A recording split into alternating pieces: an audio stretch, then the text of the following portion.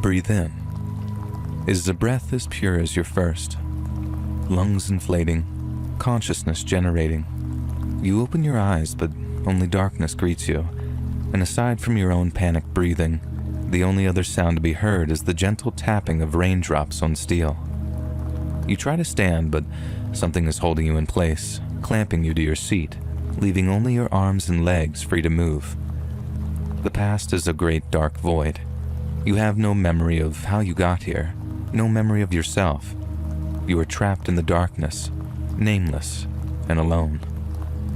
You realize something is attached to your face, and when you reach up to touch it, your fingertips are blocked by a hard metallic protuberance near your mouth. You're wearing a mask, one that's fitted so tight it aches, but when you try to remove it, the pain is unbearable. As you attempt to draw deeper and deeper breaths through your mask, you find yourself descending into a panic.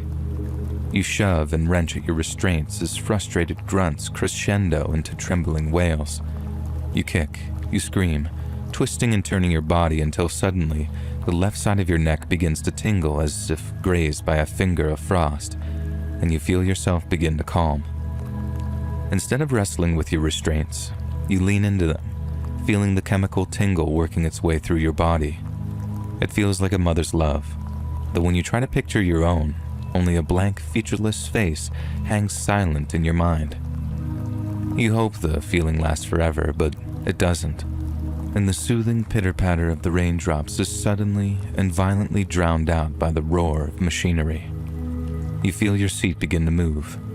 You wonder if you truly are shrouded in darkness, or if it's your mask acting as a blindfold, and as the thought overwhelms your exhausted, narcotics-addled mind, disorientation ushers in a dull anxiety. This time, there is no tingling in your neck, no overwhelming sense of bliss. Instead, a deep red glow suddenly banishes the darkness, illuminating not only your temporary prison, but also your fellow prisoners. One is sat to your left, the other to your right, with a contraption that contains you being triangular in structure. Both men's faces are covered by what you can only assume is the same variety of mask that you've been forced to wear. They appear as hideous, obsidian skulls, complete with rubber flaps that cover the ears and an opaque, tinted visor. One man seems perfectly calm. The other seems terrified beyond reason. And just as you once did, he grips the restraints with white knuckles, his shoulders rising and falling in quick succession. You feel his terror in the pit of your soul. He is a mirror image in almost every facet, but just as it occurs to you to reach out and comfort the man, another roar of machinery proceeds in an announcement from a cold and mechanical voice. CDV stability optimal. Prepare for descent in. The word barely finds purchase in your mind before the mechanical voice begins a countdown. 5. You look to your companions, one still unmoved, the other hyperventilating. 4. The panicked of the two begins shaking his head back and forth, begging, pleading for mercy. 3. You feel your heart rate increase as the terror of uncertainty takes hold. 2. You grip your restraints, your own breathing quickening as you hold on for dear life. 1. Your eyes tighten, your muscles braced. Release. The sudden drop makes your stomach feel like it's trying to push its way out of your mouth, and as your descent becomes more and more rapid, your ears pop painfully as a sudden and violent barotrauma occurs. You hear the air rushing past your cramped container, the entire structure seeming to pulse and vibrate as you plunge into the depths of the earth at hundreds of feet per second. It feels as if any moment now, your steel capsule was smashed into the earth below, crushing and killing you in a fraction of a nanosecond. The featureless face of your mother appears to you again, but there are no tears, only terror and confusion. Suddenly, you hear a banshee scream of steel grinding against steel, and the feeling of nausea subsides as the capsule's speed reduces. As the huge metal brakes bring you to a steady stop, the great scream continues for a few moments, then suddenly falls silent. With your capsule hanging stationary in some unknowable abyss, you continue to tremble with residual terror. The calmer companion remains still, The other appears to have passed out entirely. His head and arms hang loose with only the restraints to keep him in place, but as another groan of machinery sends the capsule reeling, he appears to wake up again. After a brief period of steady movement, the capsule splits into three, and as your seat rotates away from your masked companions, you are once again thrust into an inky black void. Before your restraints unlock, rising above your head like the arms of some overprotective parent, a bright white light flickers on, one that appears to be emanating from the very mask which is attached to your head. It illuminates in the space in front of you, and as you climb from your seat, you see equipment and workspaces that are clearly of scientific nature. You turn, your masked flashlight bathing the capsule in a harsh, sterile glow. It appears to be attached to some kind of vertical rail system, one which allows it to traverse a tunnel of unfathomable depth. You try to peer upwards, beyond the capsule, but either the mouth of the tunnel is covered or you are so deep that sunlight fails to reach you. You then look down, gazing at the seemingly unending abyss. The only sound you can hear is that of your own breathing, startled but steady, yet the uneasy peace is suddenly broken by a hiss of static and a flurry of voices. "What the fuck is going on? Where the fuck are we?" The panicked man's voice buzzes directly into your ears. "Who the fuck are you people? Why can't I remember anything?" He claws at his mask as the calmer man watches, motionless, unsympathetic, until suddenly, his erratic movements slow, then cease altogether. Soon, he too is awash in anxiolytics, his terror dulled through chemical comfort. You turn to the calm man, then ask him if he knows where you are. He shakes his head, but before he has a chance to speak, that same mechanical voice you heard prior to your descent suddenly buzzes in your ears. "Access the equipment compartment at the base of the controlled descent vehicle." You turn your head, your headlamp illuminating a previously unnoticed storage unit at the base of the capsule. The calmer of the two men approaches it, then opens the first of the three compartments. Contained behind the sliding steel doors, the first familiar thing you've seen since your awakening. It's an Enoshima ZX-22 extractor laser, the kind used by deep-sea mineral miners. Although it's only the size of a large nail gun, the ZX-22 is capable of concentrating a series of high-powered lasers onto an area no bigger than a pinhead. The combined energy of the lasers then raises the surface temperature of whatever they touch to just over 3,000 degrees Fahrenheit. With its sodium-ion batteries supporting over 30 minutes of solid use, it can be used for boring, cutting, mineral extraction. But in the wrong hands, such a powerful piece of mining equipment can prove itself a devastatingly deadly weapon. You approach the storage compartment, picking up the laser by its sling. "Do you know how to use that thing?" The calmer of the two men asks. Along with his mask, he wears black combat boots and a plain black utility suit. "Yes," you reply in an uneasy voice. I don't know how, but I do." As the formerly panicked man treads over to the cache, your calmer comrade slides open the second of three compartments. You don't recognize the model, but what the calm man pulls from the compartment is clearly some kind of pump-action shotgun, sleek in aesthetic, utilitarian in function. None of you have the slightest idea why you might require a means of defending yourselves, but it's nevertheless a comfort to witness the calmer man's proficiency with it. He deftly cocks and loads the thing, stuffing a tube-like cavity with half a dozen of the cherry-red shells provided. The scared man experiences a moment of recognition when the gunner slides open the third and final storage compartment. "Thank God," he says, a palpable relief in his voice as he lunges towards a small digital device. "What is it?" the gunner asks, gesturing towards what appears to be some variety of handheld computer, complete with miniature keyboard and digital display. The other man tinkers with the device's exterior before a soft ambient light begins to emanate from its screen. "This little baby is our ticket to getting out of this place." You can practically hear his grin behind the mask as he continues. "It's like a digital master key, highly illegal. I can use it to engineer a backdoor in just about any computer system you can imagine." A short exchange of information begins as the three of you quickly realize that none of you are in possession of either your short or long-term memories. But before the discussion can continue any further, the mechanical voice once again buzzes in your ears. "Restore power to the facility," it says. "You both heard that, right?" asks the gunner. You and the engineer nod before he continues. "Look, no one's getting out of here without power. We should see where this takes us." Again, you and the engineer nod, and with the gunner at the lead, the three of you take your first tentative steps into the darkness. Painting your surroundings with the beam of your headlamp, you spot charts and research papers, microscopes and tablet computers.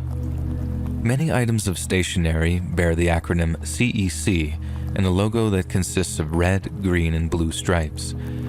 The logo seems oddly familiar, but there is no time to dredge through your consciousness.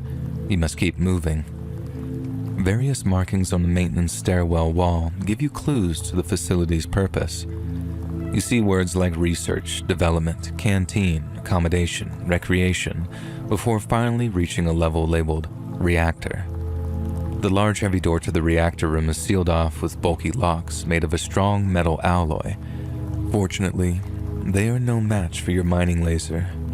The stairwell is bathed in a vibrant, violent incandescence as the concentrated beams of light converge. The small area of metal on which they meet begins to smoke, bubble, then eventually glow.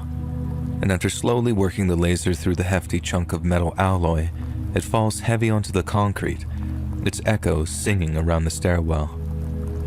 It takes two of you to pry open the heavy steel door to the reactor room, and once you're inside, the mechanical voice buzzes in your ears again.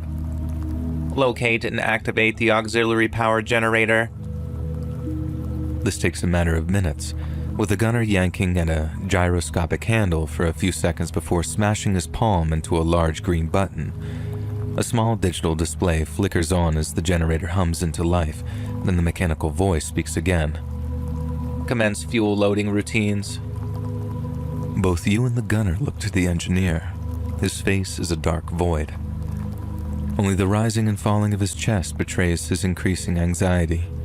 He looks down at the pocket computer, holding it in both hands as if to reassure himself, then gets to work. The engineer patrols the room until he finds the reactor's primary control console. Then, after sliding back a small slot on the base of the pocket computer, he pulls a long, thin wire from it before attaching it to the console. Tapping away at the pocket computer's miniature keyboard, the engineer brings the console to life, then accesses its basic input and output systems. "Okay, I'm in," he says. "Just give me a minute to orient myself. I want to look before I leap." "Make it quick," the gunner growls, and as the shotgun tightens in his grip, you wonder if his purpose is to defend or enforce. With finger strokes as diligent as they are dexterous, the engineer continues his work for a few moments, punctuating his progress with a shallow sigh of relief. "Okay, I got it. Loading U-235 fuel cache now." He hits a button, and the entire facility seems to groan as some great unseen piece of machinery begins to move. Moments later, the mechanical voice once again drones in your ears. "Commence control and coolant routines." The engineer gets to work, laying the pocket computer against a free section of the console before leaning over and studying it. He is completely absorbed, his digits dancing across the keyboard until you hear a second sigh of relief. "Okay, I think we're good to go. Powering up the reactor." He breaks off for a moment, continuing to feverishly type until he suddenly yells out, "Now!" You feel an intense but momentary vibration beneath your feet as the entire facility seems to awaken from its dormant state. Lights flicker on, computer screens spark into life, and just for a moment, you entertain the idea of hope. But you are wrong to do so. Moments later, the lights of the reactor's room ceiling abruptly shuts off, their sterile glow replaced by the ominous pulsing of blood-red emergency indicators and the wailing of the emergency alarm system. Over the alarm and outside of your mask, you hear another voice, one that seems to emanate from the very ceiling above you. It's a woman's voice, soft and calming, but what she says sends terror coursing through your veins. Warning. Suboptimal temperatures detected. Commence moderation procedures immediately. Warning. Suboptimal temperatures detected. Commence moderation procedures immediately. The engineer begins feverishly typing on the pocket computer. Fuck. There's something wrong with the moderation procedure, he says anxiously. Then shut it down! I can't! If I shut it down now, the whole thing will fucking blow! Do something! I'm fucking trying! There's nothing you can do but wait and watch. Your vision aglow with pulsing crimson, the incessant wail of the alarm system clawing at your eardrums. Your knees begin to feel weak. You lean against a dead console. This is it, you think. This is the end. But for the time being, death is a luxury you are not afforded. Suddenly, the alarm ceases, and the pulsing red warning lights dim, then die. I did it, the engineer says. I fucking did it, you guys. The gunner sighs, his shoulders dropping with relief. You try not to vomit in your mask. Okay, there's good news, and there's bad news, the engineer continues. The good news is I just stopped a nuclear meltdown, and we still have the reactor running at a limited capacity. And the bad news? The gunner asks. We only have enough power to supply 1 or 2 subsections of utilities. I can send everything to something labeled surface elevator, which seems like a no-brainer, but then The engineer is cut off by the return of a mechanical voice. It seems louder than before, more direct. Divert reactor output to Area 74B. There's a brief but pregnant pause, then the engineer speaks again. It's listening to us, isn't it? I'd be surprised if it wasn't, the gunner says. But there's nothing we can do about that now. This area that it's telling us to power, does that place have the surface elevator? There's no way for me to find out using this console, the engineer replies. Maybe it does, maybe it doesn't, but I guess we can always come back. Divert power to a different section once we get a better idea of the layout. Then do it. The engineer diverts power, then after detaching his pocket computer from the primary reactor console, you begin the search for Area 74B. It quickly becomes evident that the facility is the size of a small city. Corridors and hallways seem to stretch for miles, and at one point, you climb so many stairs in one of the pitch-black maintenance stairwells that your legs ache from the exertion.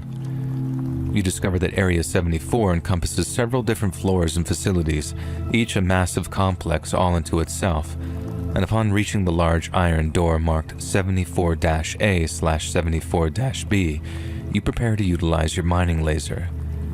However, when you step forward, you see the lock has already been cut. Your group freezes, wordlessly considering the implications, then after prying open the door as slowly and quietly as possible, the gunner takes the lead.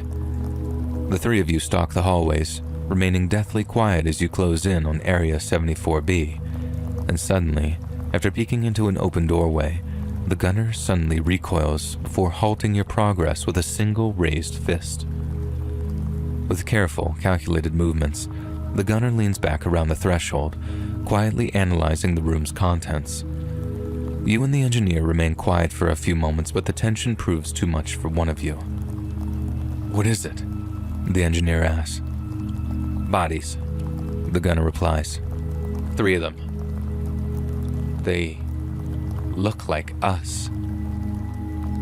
After rounding the corner, you understand what he means.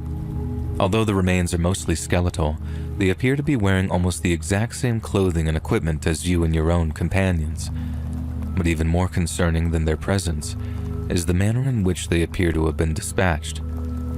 Their bodies are in pieces, skulls partially crushed, and great sections of their utility suits appear to have been torn open around their torsos. But perhaps most concerning is that all 3 of the deceased appear to have removed their masks prior to death. I'm guessing they didn't do this to each other, the gunner murmurs. The implication is clear. Whatever happened to these 3 poor souls could well happen to you too. They look old, remarks the engineer. He is correct. Apart from what appears to be a few streaks of dried core, the remains are little more than dried out husks. And that means whoever killed them, the engineer continues, they're probably dead too, right? Not if it was some kind of automated system, the gunner says. and if you just fed power to this place, I'm worried you might have woken it up too. The gunner drifts over to one of the bodies, kneels, then wrenches a second shotgun from one of the dead men's hands. He inspects the weapon, finds it unloaded, then slings it over his shoulder before rising to his feet again. "Hey," the engineer says, his voice barely above a whisper. "Aren't you going to give us one of those?" Do you know how to use it? The gunner asks in reply. The engineer pauses. "How can I know unless I hold it?" he asks. "Besides, he might." And he gestures to you. You look at the shotgun. It's intimidating, unfamiliar, dark in color and dark in nature. I don't know you, and I don't trust you, the gunner states. If you ever find yourself really needing one of these, you can pick it up off my corpse. And the discussion ends there. You continue through the complex, and when you reach the door to Area 74-B, you discover that it too has had its lock destroyed by those that came before. You pull the door open, hoping to see light on the other side, but as the heavy steel groans and the door squeals on its hinges, you're greeted by the same impenetrable abyss on the other side. I thought you powered this place up, the engineer asks. I did. At least, I sent as much power as I could to the consoles and fabricators. The engineer explains. There's no point in having lights and air conditioning if we can't use the machines. I mean, why else send us here? And as if on cue, the mechanical voice buzzes in your ears. Collect a fist-sized sample of specimen number 21, it says.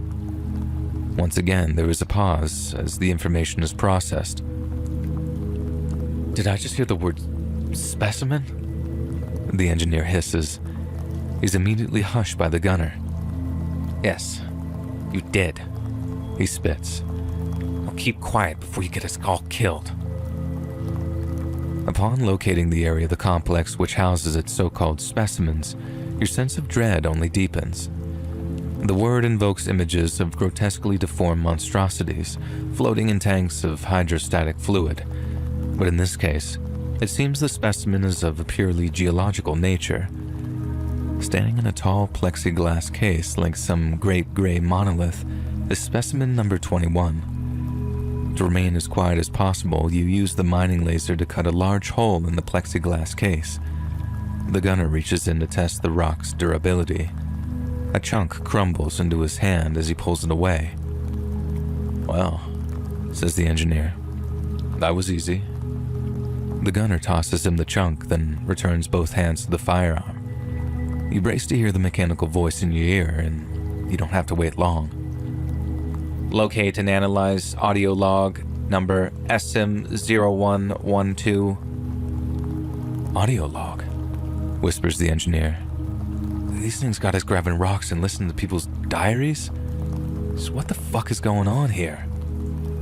Enough questions, says the gunner. The audio log. Can you use that thing to find it? He nods towards the pocket computer. I guess. Unless it's a really private audio log, it'll probably be stored in some kind of shared network. The engineer replies. All we gotta do is find a local console.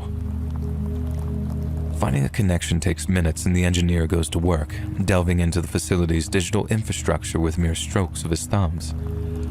Okay, I think I got it, he says. Audio log number SM0112, recorded by Dr. Daniel Ugwu on August 14th of 2026. The engineer seems to stumble over the date. You two are incapable of remembering what year it is. Just play it, the gunner says. The engineer complies. The console's small, integrated speakers crackle to life. Dr. Yin, this is Dr. Ugwu over at Sample Testing. I would never normally subvert organizational hierarchies, but I have deep concerns regarding the accuracy of scientific characterization within our research.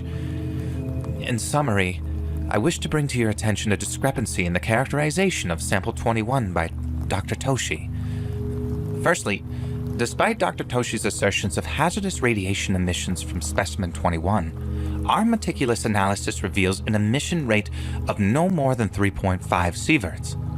It's imperative to note that this level falls within the background radiation range and poses no discernible harm.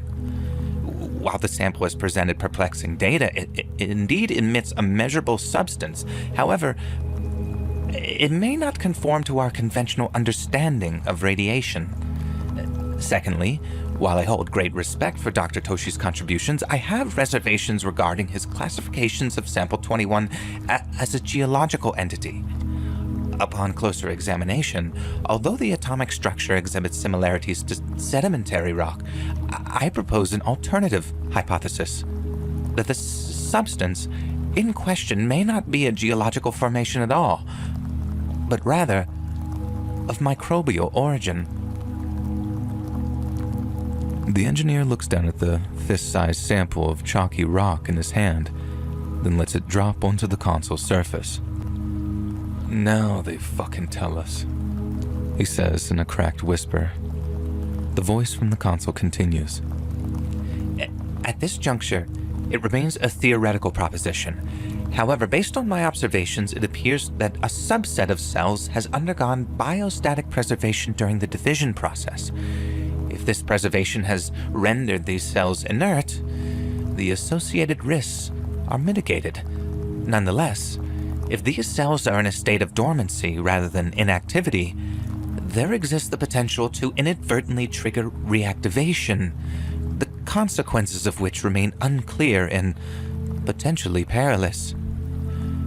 It's essential to underscore my unwavering confidence in the dedication and competence of our research team, as well as the overarching project. However, I am compelled to express concerns that our zealous pursuit of results may inadvertently overlook significant and hazardous contingencies. While it is plausible that Dr. Toshi's perspective may be well-founded, it is also possible that my concerns stem from the strain of our demanding workload. In the event of an unforeseen incident, I implore you to ensure the safe transport of our specimen to our surface-level colleagues. Crucially, any specimen may be rendered inert and subject to rigorous containment protocols to avert any unintended consequences. The audio log ends as abruptly as it started, and a heavy, ominous silence returns for a few moments. "What the fuck were they doing here?" the engineer asks. You all stare at what is no longer just a hunk of chalky gray rock. It has taken on the air of something else, a sleeping chimera, a creeping death. "Something we gotta fix," the gunner murmurs in reply. The engineer thumbs the pocket computer again before talking. "That wasn't the only audio log on file," he says. "There was a reply in this thread recorded about 3 weeks after the first log. It seems Dr. Yin sent a response." The engineer taps the pocket computer a few times, then the console's small speakers fizzle into life again. "Daniel, this is Steven." There is an easily detectable fear in Yin's voice. "I think you were right about Specimen 21. It went down for testing a few weeks ago, and they just quarantined the testing team. There's no comms in or out, and both floors above and below are teeming with security personnel. There are rumors that the directors are going to lock down the entire facility by the day's end. No one will say why, but I know that it has something to do with the Specimen 21's testing phase. Do you really think they'd lock 1,000 people down here without telling us why or for how long? I understand we have safety procedures for a reason, but if it's true, I'd like to get a message out to my family, at least so they know not to worry so much. Good luck, my friend. I'll try and keep you posted." The audio cuts out. That's the last audio log I can find. September 7th, 2026. The engineer says. At least that's the one that's not either corrupted or redacted. They must have evacuated the facility not long after that, or they really did lock the whole place down. But then if all those people ended up trapped down here, you begin the thought, but the gunner finishes it. Where are they now? Any discussion is cut off by the sudden return of the mechanical voice. Transport the sample to the biocontainment facility. You heard it, the gunner says. Let's bring it what it wants. The three of you creep along the corridors of Area 74B, successfully navigating to the area marked biocontainment. Aside from the gentle beat of your footfalls, the hallways remain deathly quiet. The pitch darkness and almost impenetrable silence make the facility feel more like a tomb than a place of science. But before you can allow your mind to linger too long on the ever-lengthening list of questions, you find the entrance to the biocontainment facility. Just like the others, the lock on its doors has been cut through with a mining laser, and inside sit several pieces of large industrial-looking machinery. As if on cue, the mechanical voice sounds off in your ear, instructing the three of you on how to manufacture a solid, sealed container of a inert version of Specimen 21. First comes the inertia, turning the once dormant cells into a version that cannot wake up again. The engineer approaches one of the devices, studying it for a few moments before inserting the sample into a small receptacle. He then taps a few times on a small digital display, and then the machine groans into life. It is loud, uncomfortably loud, so loud that anything living and breathing for a long way off will be able to hear the hum of machinery. You think of the three bodies lying there, torn up, and so do your companions. For the next 10 minutes or so, the engineer works as quickly and diligently as possible, muttering anxiously to himself as he does so. You and the gunner keep your eyes on the doorway, the tension rising with each passing minute. At any moment, you expect to hear the steady rhythmic clunk of some automated security drone making its way towards you. Perhaps having been forewarned, you'd fare a little better than those that came before. But it'll take either martial mastery or a stroke of good luck to take down a larger model without sustaining fatal injuries in the process. The reality is, you'll probably end up like the others, completely overwhelmed by something stronger, faster, and more agile than a human could ever be. You'll end up smashed and gutted on the cold steel floor panels, having died the moment it picked you up on its infrared sensors. Each second feels like an eternity, and after the engineer transfers the now inert sample to a containment device, the steady hum of machinery pitches up into a growl.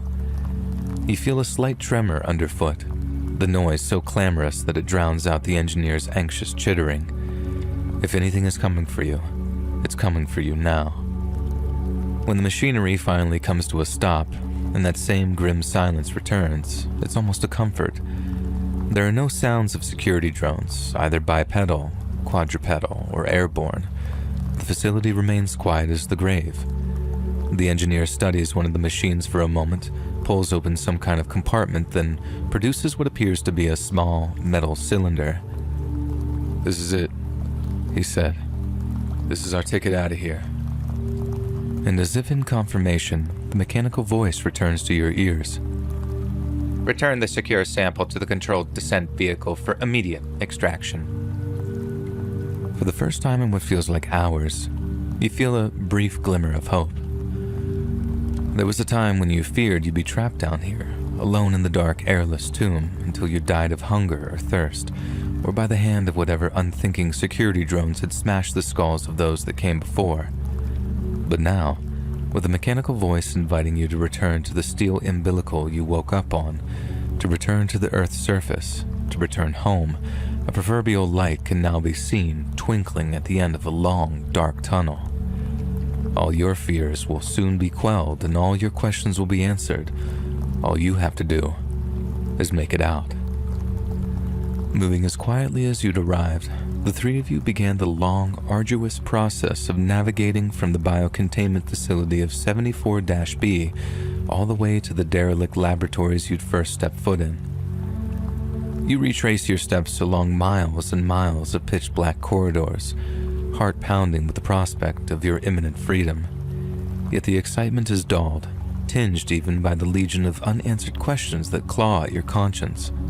Why can't you remember anything? What happened to the people here? And what kind of reception awaits you on the surface? Will you be paid, thanked, or hailed as heroes? Or will you be returned to the dark, dreamless void from whence you came? You try not to think about it. You certainly don't share your thoughts or feelings with your companions. No doubt they're wondering the same things too, but speculation is pointless. Answers will be forthcoming. The silence is a comforting shroud. Its breaking will be a warning. There comes a moment when the three of you pass an open doorway, the interior a void of impenetrable darkness. The gunner is to your front, the engineer to your rear, and as he passes the open threshold behind you, a dry, raspy voice croaks from the dark interior. Help me. All three of you freeze. The voice was like nails on a chalkboard. It commands your undivided attention.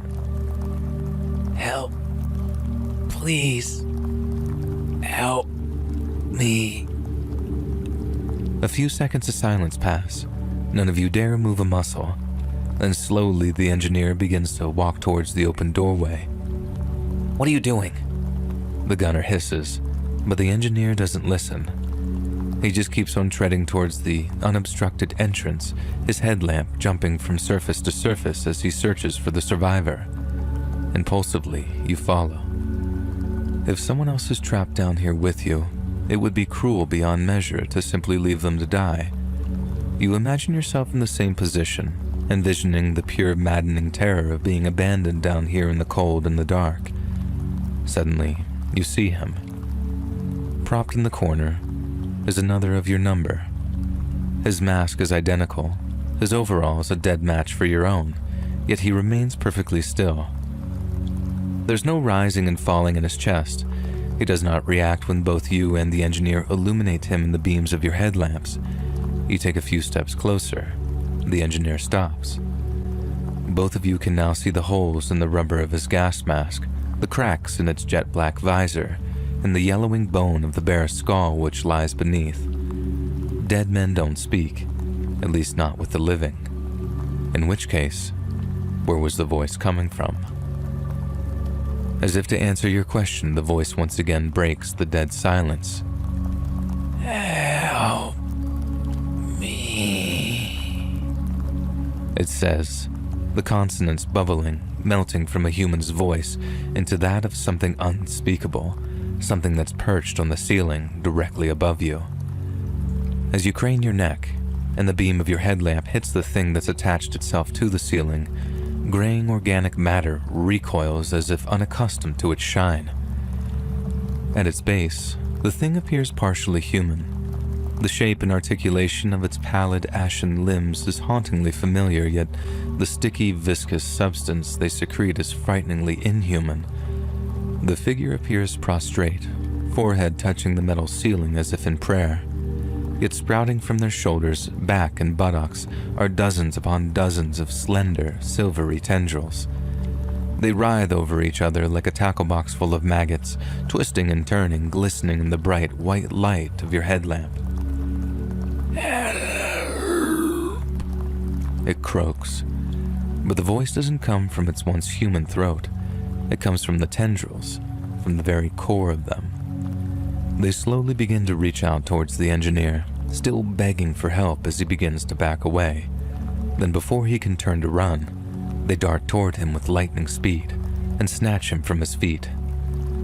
The engineer lets out a scream so loud and full of terror that it's like a needle being driven into your ear canal. They leap backwards as the gunner enters the room, training his shotgun on the mutated, pewter-colored limbs that keep the thing glued to the ceiling. He lines up a shot, but before he can pull the trigger, the creature uses its tendrils to drag the engineer up into the air and closer to its trembling body. Get it off of me! Get it the fuck off of me! The engineer screams. The gunner tries to gain a better angle, circling the unfolding chaos as you climb a desk to try to close the distance. Your mining laser is only effective at a few feet, and as much as you try, You cannot climb high enough to use it as an offensive weapon against the creature, but still you try. The lasers converge harmlessly just shy of the creature's former human appendages, arms and legs that are now horrifically disjointed. It does nothing but bathe the creature in a bright, violent eminence, illuminating the horror that unfolds before your eyes. The engineer struggles in the tendril's grip, but it's no good. There are too many, and they are too strong. The creature continues to make a mockery of human speech as it subdues the engineer, begging him for help as its tendrils begin to grip and tug on the edges of his gas mask. Please, God, help me, please, please! I'm begging you, get this thing out of me! He screeches. The creature mimics certain words and phrases, listening, learning, as it holds him steady and tears off his mask.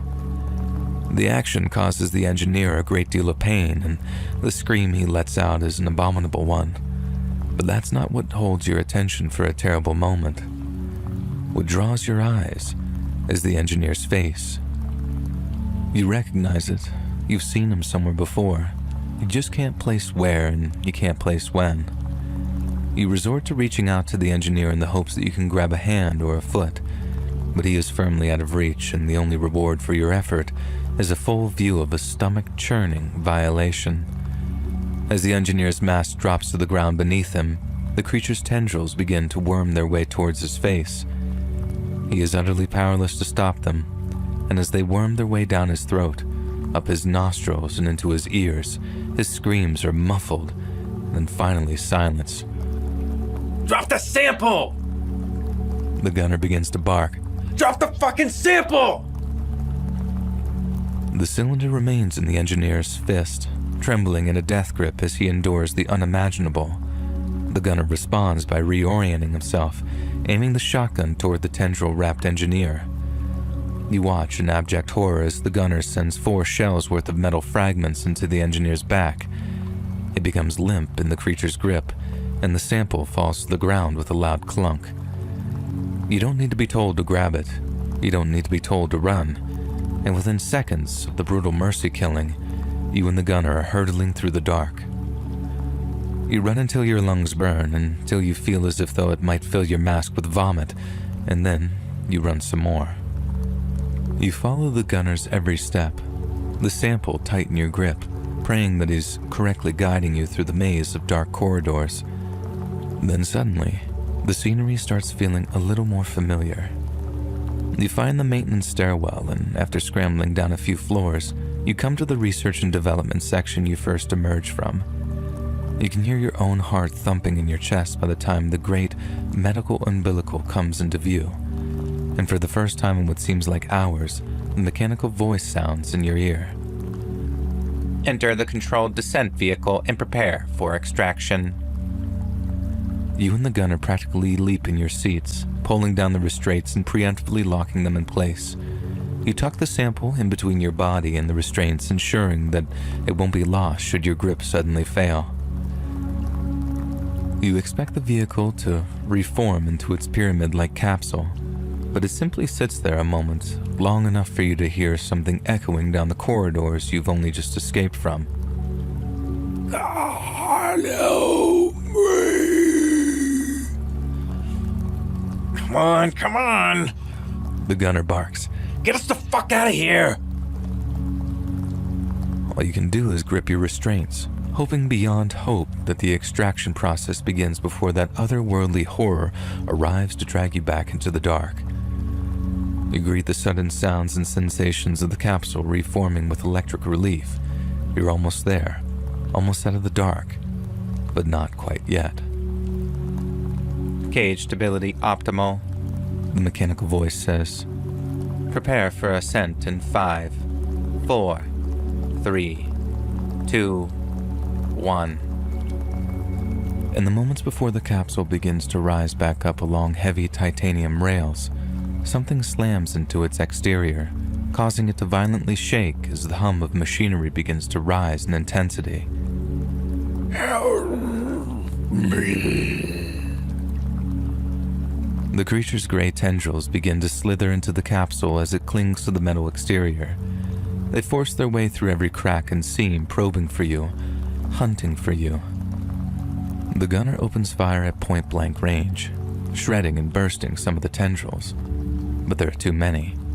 They snake around the shotgun, pulling it away from him before another set jerks forward and punches into his abdomen. He lets out a roar of agony as they snake their way through his insides, wreaking some terrible, unknowable devastation. You watch as the tendrils turn on you.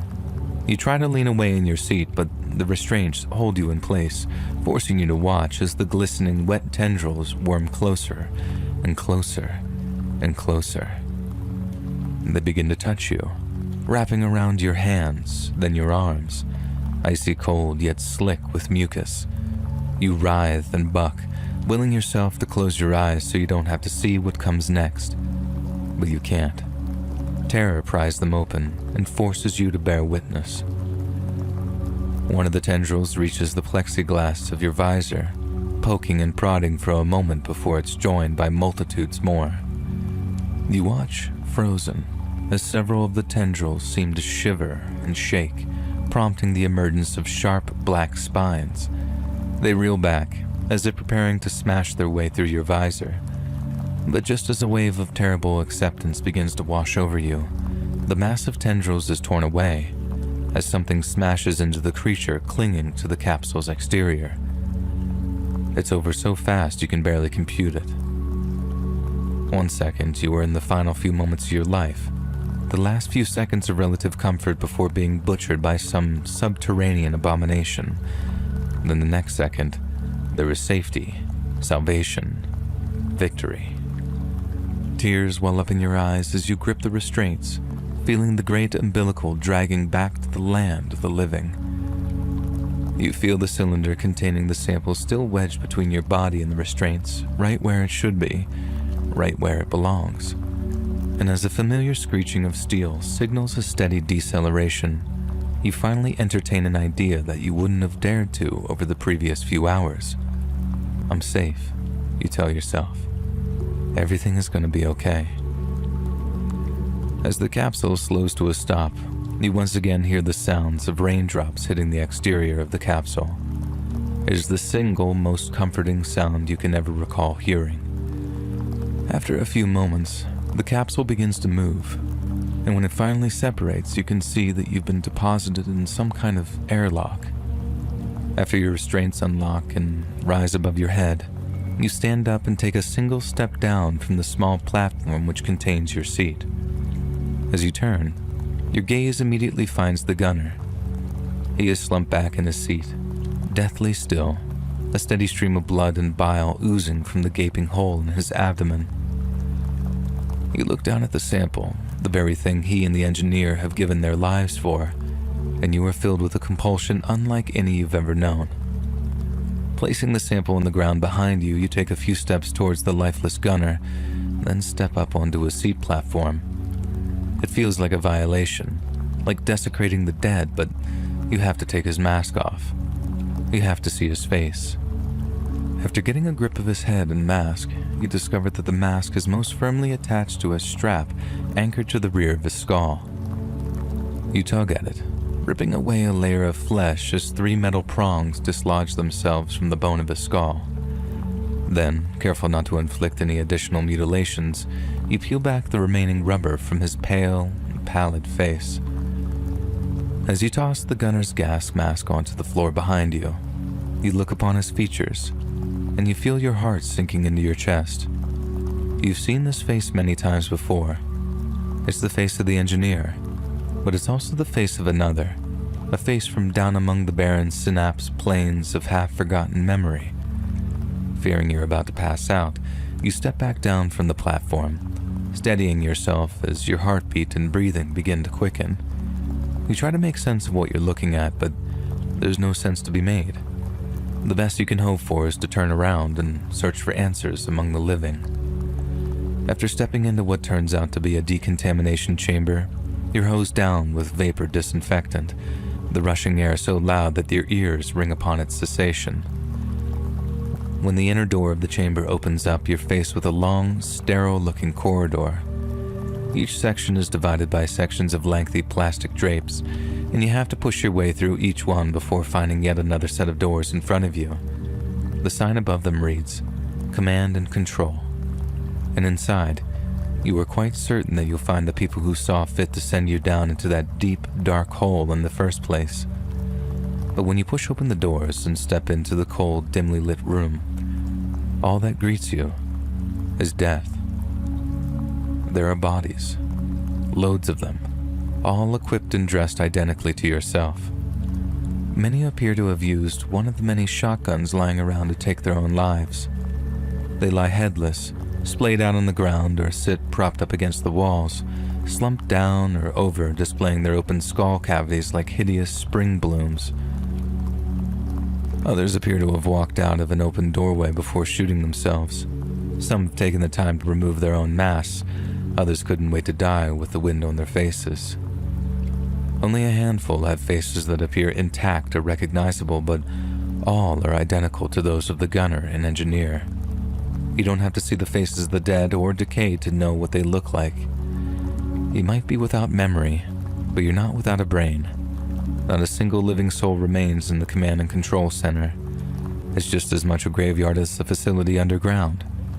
But this is not what crushes the last of your hope. This is not what snatches away the final remnants of your sanity. As you step towards the open threshold, you look out onto a dead planet.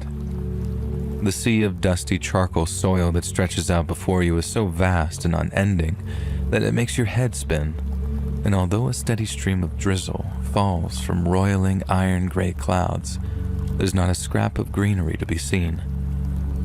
On a wall near the open doorway, someone has used a mining laser to cut 3 short words into the cold metal alloy. It won't stop. The message reads. For a moment, you stop and wonder if you should find the courage to join your departed brothers.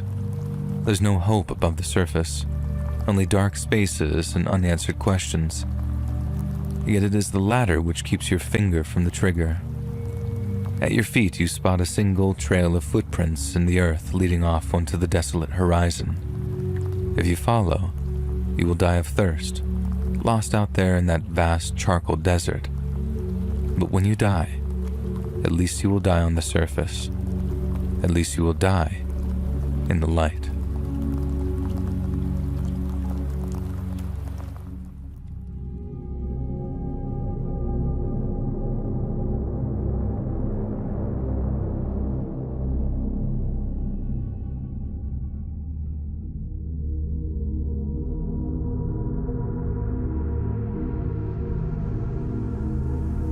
A few days before Thanksgiving of 1969, I landed a job as an entry-level reporter at the Post-Standard, which is the local newspaper up in my hometown of Syracuse, New York. I was young, I had a foot on the career ladder, and the world still seemed like a bright and welcoming place. But just 6 weeks later, my entire world fell apart with the arrival of a little white envelope. Daniel Frederick Wilson, the letter read. You are hereby ordered for induction into the Armed Forces of the United States and report at Syracuse Transit Hub on May 11, 1969 at 6:30 a.m. for forwarding to an Armed Force induction station. I'd been drafted, and although I'd make a dozen stops at various training facilities along the way, I was ultimately destined for one place, Vietnam. What followed were 8 weeks of basic training over at Fort Dix, and for a while, it looked like I was doomed to be placed in an infantry regiment. But then I discovered that because of my journalism degree, there was a chance that I could weasel my way into the writing staff of Stars and Stripes, the U.S. military's daily newspaper. Then, just a few days before we were due to graduate, my drill sergeant pulled me into his office with some bad news. Stars and Stripes didn't need any more bodies, but there was an opportunity for me to become a dog handler. It wouldn't keep me out of the field completely, but according to my sergeant, all I'd have to do was roll up with my canine, sniff out a few booby traps, and then the engineers would roll up and I'd be back in the rear in no time. Easy as ABC. But as it turned out, all that stuff about being safely in the rear turned out to be a bunch of bullshit. because me and Tack, my 3-year-old German Shepherd, got into more firefights than I can count. Tack got his name after one particularly close call that happened on a routine patrol near Kuchi. We're on point when, all of a sudden, Tack, who was called Rex back then, started alerting like crazy.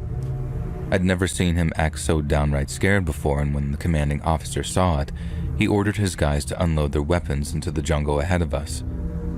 What followed was nothing short of a lead storm, as the soldiers tore up the foliage in front of us for a solid minute. When the fire finally stopped, there was nothing. No movement, no return fire, no groans of dying men, and there was a moment where I thought the whole thing might have been a false alarm. But sure enough, as we pushed up through the jungle, we found drag marks, trails of blood, booby traps, the works. If it wasn't for Tack, there's a chance the entire platoon would have been wiped. He'd saved our lives and we all knew it. "Well, goddamn, dog man," one grunt said. "The hound of yours is sharp as a tack, ain't he?" And after that, it just sort of stuck. Tack sniffed out every single ambush we ever came up against, including the one that almost killed him. It started when some poor grunt managed to snag a tripwire connected to a 125mm tank shell. I don't even really remember the blast. I just remember waking up on my back with someone dragging me through the jungle, away from the ambush site. My first thought was for Tack, but as I looked back to tell the soldier dragging me to go back for my canine, I saw that it wasn't a soldier at all. Or rather, it wasn't a human soldier that was dragging me. It was Tack. He had one of my shoulder straps gripped tight between his teeth and was dragging me back towards the rest of the platoon with all his might. We were putting out a lot of fire, but Charlie was giving as good as he got, and as one burst of machine gun fire ripped up the ground in front of me, I watched it miss my legs by just a matter of inches. The next thing I know, Tack lets out this almighty yelp before diving on top of me. For a moment, I thought he'd been shot, but he hadn't. He was trying to shield me from the enemy. The poor little guy had no idea how they were trying to hurt me, but he desperately didn't want that to happen, even if it meant putting his body in the way of their bullets. I tried to push him off of me. I tried to keep crawling, but Tack wouldn't budge, and only once the shooting had died down could I manage to shift him. But then, instead of getting to his feet and wagging his tail as if to ask me, "It's over, right?" Tack just slumped down next to me and let out the weakest of whimpers. He was alive, but barely, so I decided to do the exact same thing he'd done for me. I tried to save his life. I told the platoon commander if he didn't put Tack on a medevac with me, I'd make it my life's work to ensure that he never received canine support again. It was a total bluff, and it might have worked, but it'd take a whole lot more insubordination to save Tack's life. When we landed back at Dak To, I rushed Tack to the medical tent and demanded that he receive treatment. "Get the goddamn mud off my operating table, soldier," one surgeon said. "I'm a doctor, for Christ's sake, not a veterinarian." I didn't say a word. I just pulled out my .45, locked and loaded, and then pointed it in his face. The doctor looked into my eyes and saw months upon months of bullets, blood, and booby traps staring back at him. A moment of silence followed, then the surgeon got to work saving my canine's life. I'm sure you'll all be as pleased as I was to learn that Tack survived with nothing but a few shrapnel scars under his fur, and although it took him a while to get back on his feet, he made a complete recovery. Tack and I might have been physically okay, but in terms of my flagrant disrespect for the Army chain of command, I was up shit creek without a paddle. However, the incident left the top brass in something of a predicament. I know there was at least one lieutenant colonel who wanted me breaking rocks in Leavenworth until I was 100 years old, but then there was another who wanted me written up for a Bronze Star on account of saving half his battalion. I don't know who else went to bat for me, but someone up there must have liked me, because in the end, I got off easier than I ever could have expected. Rather than risk pissing off every dog handler in country, the brass simply scrapped my Bronze Star and offered me an honorable discharge instead. It was definitely a case of jump before we push you, but I was okay with it. I couldn't have cared less about some crappy medal because I left Vietnam with the one thing that really mattered to me. Due to the wounds he sustained in combat, Tack had to be scrapped from the Army's canine program and he was headed back to a dog pound back in the US, unless, of course, I stepped in to take ownership of him. When I got back to Syracuse, I didn't have a pot to piss in. My head was all screwed up. I felt like I'd aged 20 years in 18 months, but I had happiness and I had hope because I had my best friend in the world with me. I had Tack. It took me 4 or 5 months to get back on my feet, and fortunately, after a chance meeting with the editor of the Post-Standard, I ended up getting my old job back. I'll be forever grateful to him for giving me that opportunity, as the structure and steady income it brought helped me put my old life back together. Then, one day, he called me into his office with the proposition of a lifetime. Some editor friend of a friend in DC needed an article written, only the prospective author had just taken ill and couldn't complete the assignment on time. Struggling to find a replacement, the editor called up his publication's New York City desk, but since none of their reporters had the hours to spare, the job made its way to us. "What's the subject?" I remember asking my editor. "You heard much about those churches down in Kentucky? The ones that use snakes during their sermons?" "A little," I replied. "I thought they made that illegal." "Well, since when did the law stop anyone from doing anything?" I saw his point, then almost choked on my coffee after asking him who the publisher was. "The National Geographic Magazine," he said, a big smile stretching across his face. "Now, I don't want to jinx you by saying this is your big break, but it doesn't get much bigger than this." He wasn't wrong. Getting my name in a big publication would be a phenomenal boost to my public profile, which would lead to more work, more publicity, and so on and so forth. I would have been a fool not to accept the offer, so I did, having no idea what I'd just gotten myself into. Despite the drive down to Kentucky being a 9.5-hour slog, it certainly made for some pretty scenery. I got to watch featureless suburban sprawl slowly erupt into the green, rolling hills of Appalachia, but as much as it made for a pleasant journey, my ass was in a goddamn coma by the time we got there. Tack didn't seem to mind this long journey at all. He was used to being on the move, and there was no way in hell that I was putting him in a kennel for an indefinite period. Every so often, he'd shove his head out of the passenger window to renew his spirits, and since I had no choice but to feed him burgers from some roadside grease trap, I could see why he considered it an upgrade. It was late afternoon when we arrived in Lexington, and to my surprise, getting information on snake-handling churches was much easier than anticipated. All it took was a few pictures of Bud down at the VFW, and I had those wrinkly old doughboys singing like canaries. They told me that if I wanted to find snake handlers, I'd have to go southwest to where Kentucky meets the Virginias, but since the practice was outlawed, they might prove difficult to track down. I told them how Tack and I had a lot of practice finding things that didn't want to be found. Most got the joke, and one gave me a solid lead. The last anyone had heard of an active snake-handling church was just 2 or 3 years back in a little town named Pilgrim. And the next morning, I was back on the road, driving towards the West Virginia state line. The further I drove, the wider the landscape became, but it also felt like I was driving back into the past, too. It was everything. The old Hudson trucks, the dated-looking signage, and by the time I was out near Pilgrim, the roads had degenerated into nothing but dirt tracks flanked by dense, dark woods.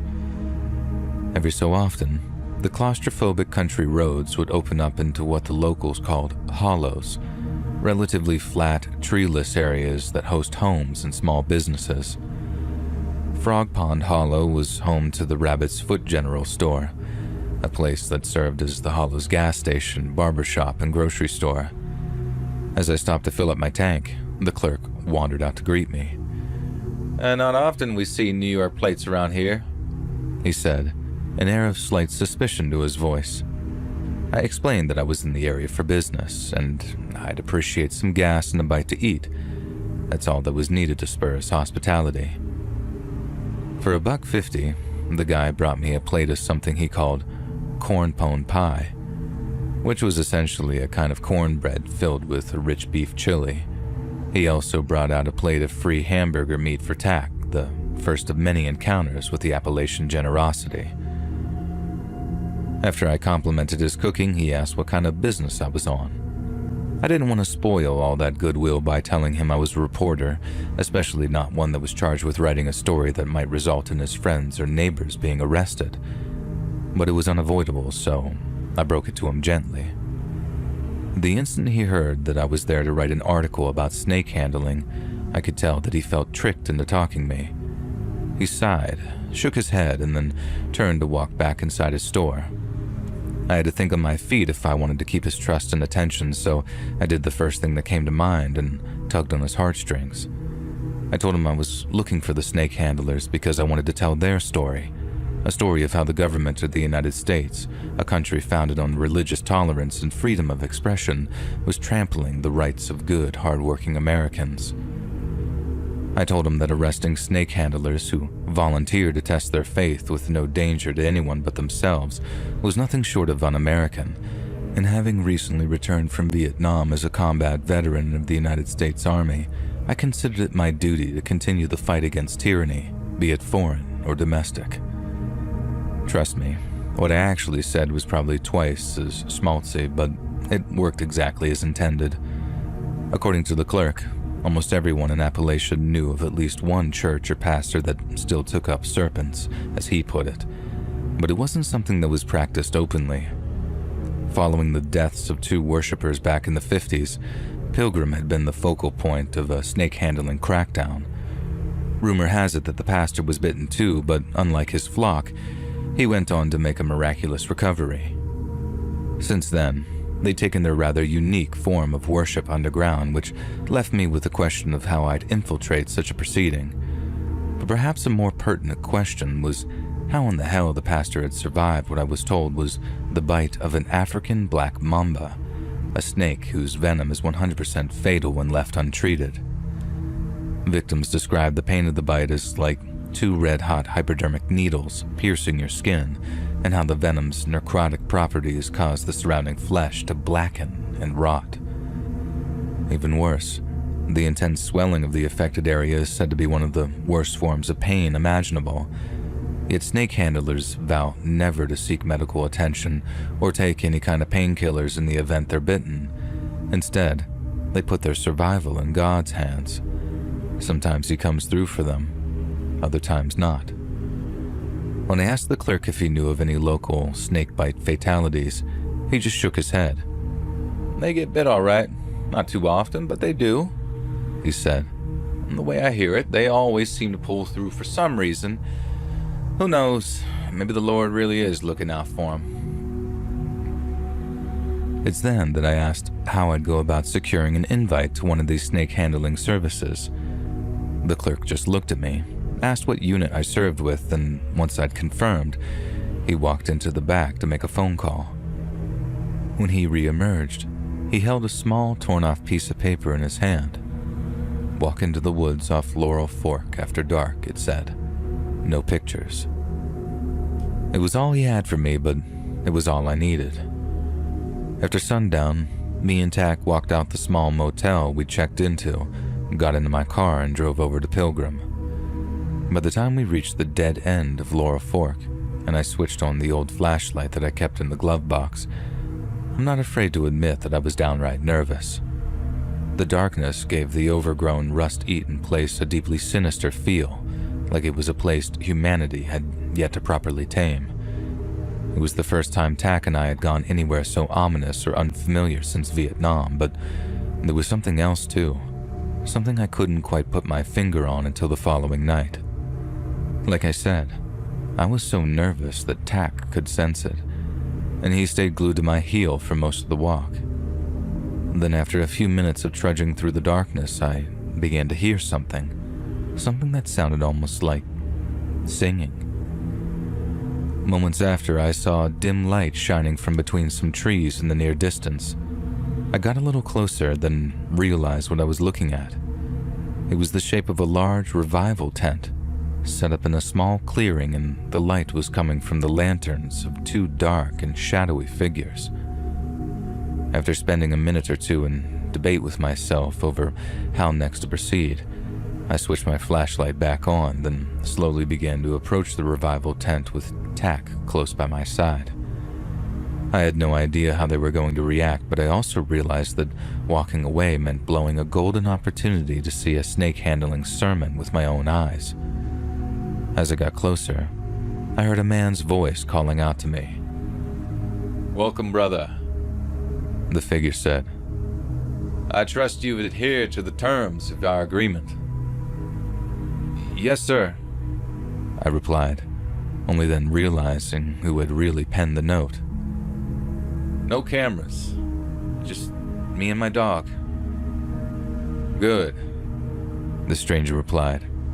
Now, come meet Pastor Childers. As he lifted the tent flap, I was met with a surprising sight. I'd gotten into my head that these folks were some serpentine death cult, yet my first thoughts upon seeing them was that they seemed just like any other small-town congregation. A man was playing guitar at the head of the congregation while the worshippers sang along with some cheerful gospel tune.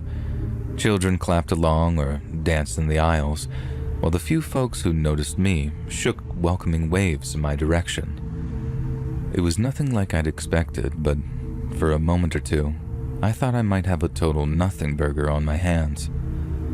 Once the musical number concluded, the congregation applauded the guitar player before a very distinctive-looking man took the stage. He was pale and stick-thin, with plain Puritan clothing. Atop his head was a shock of wild red hair, while his upper lip was partially obscured by a thick, fiery bronze mustache.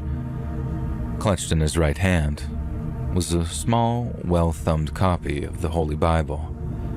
It looked no larger than a pocketbook, but he wielded it like a hammer. As soon as he came into view, Tack's ears shot up and he began to softly growl. Brothers and sisters, The man said, his voice penetrating an unblemished silence. tonight we welcome an esteemed guest in our humble house of worship. The announcement prompted a handful of worshippers to turn and shoot smiles at me. He's come all the way down to holler tonight from New York City. He talked about the place like it could have just as easily been Mars. But he ain't no federal man come to take away our God-given rights. He's come to show all these tyrants in Washington that we ain't doing nobody no harm down here in God's house. Ain't that right, brothers and sisters?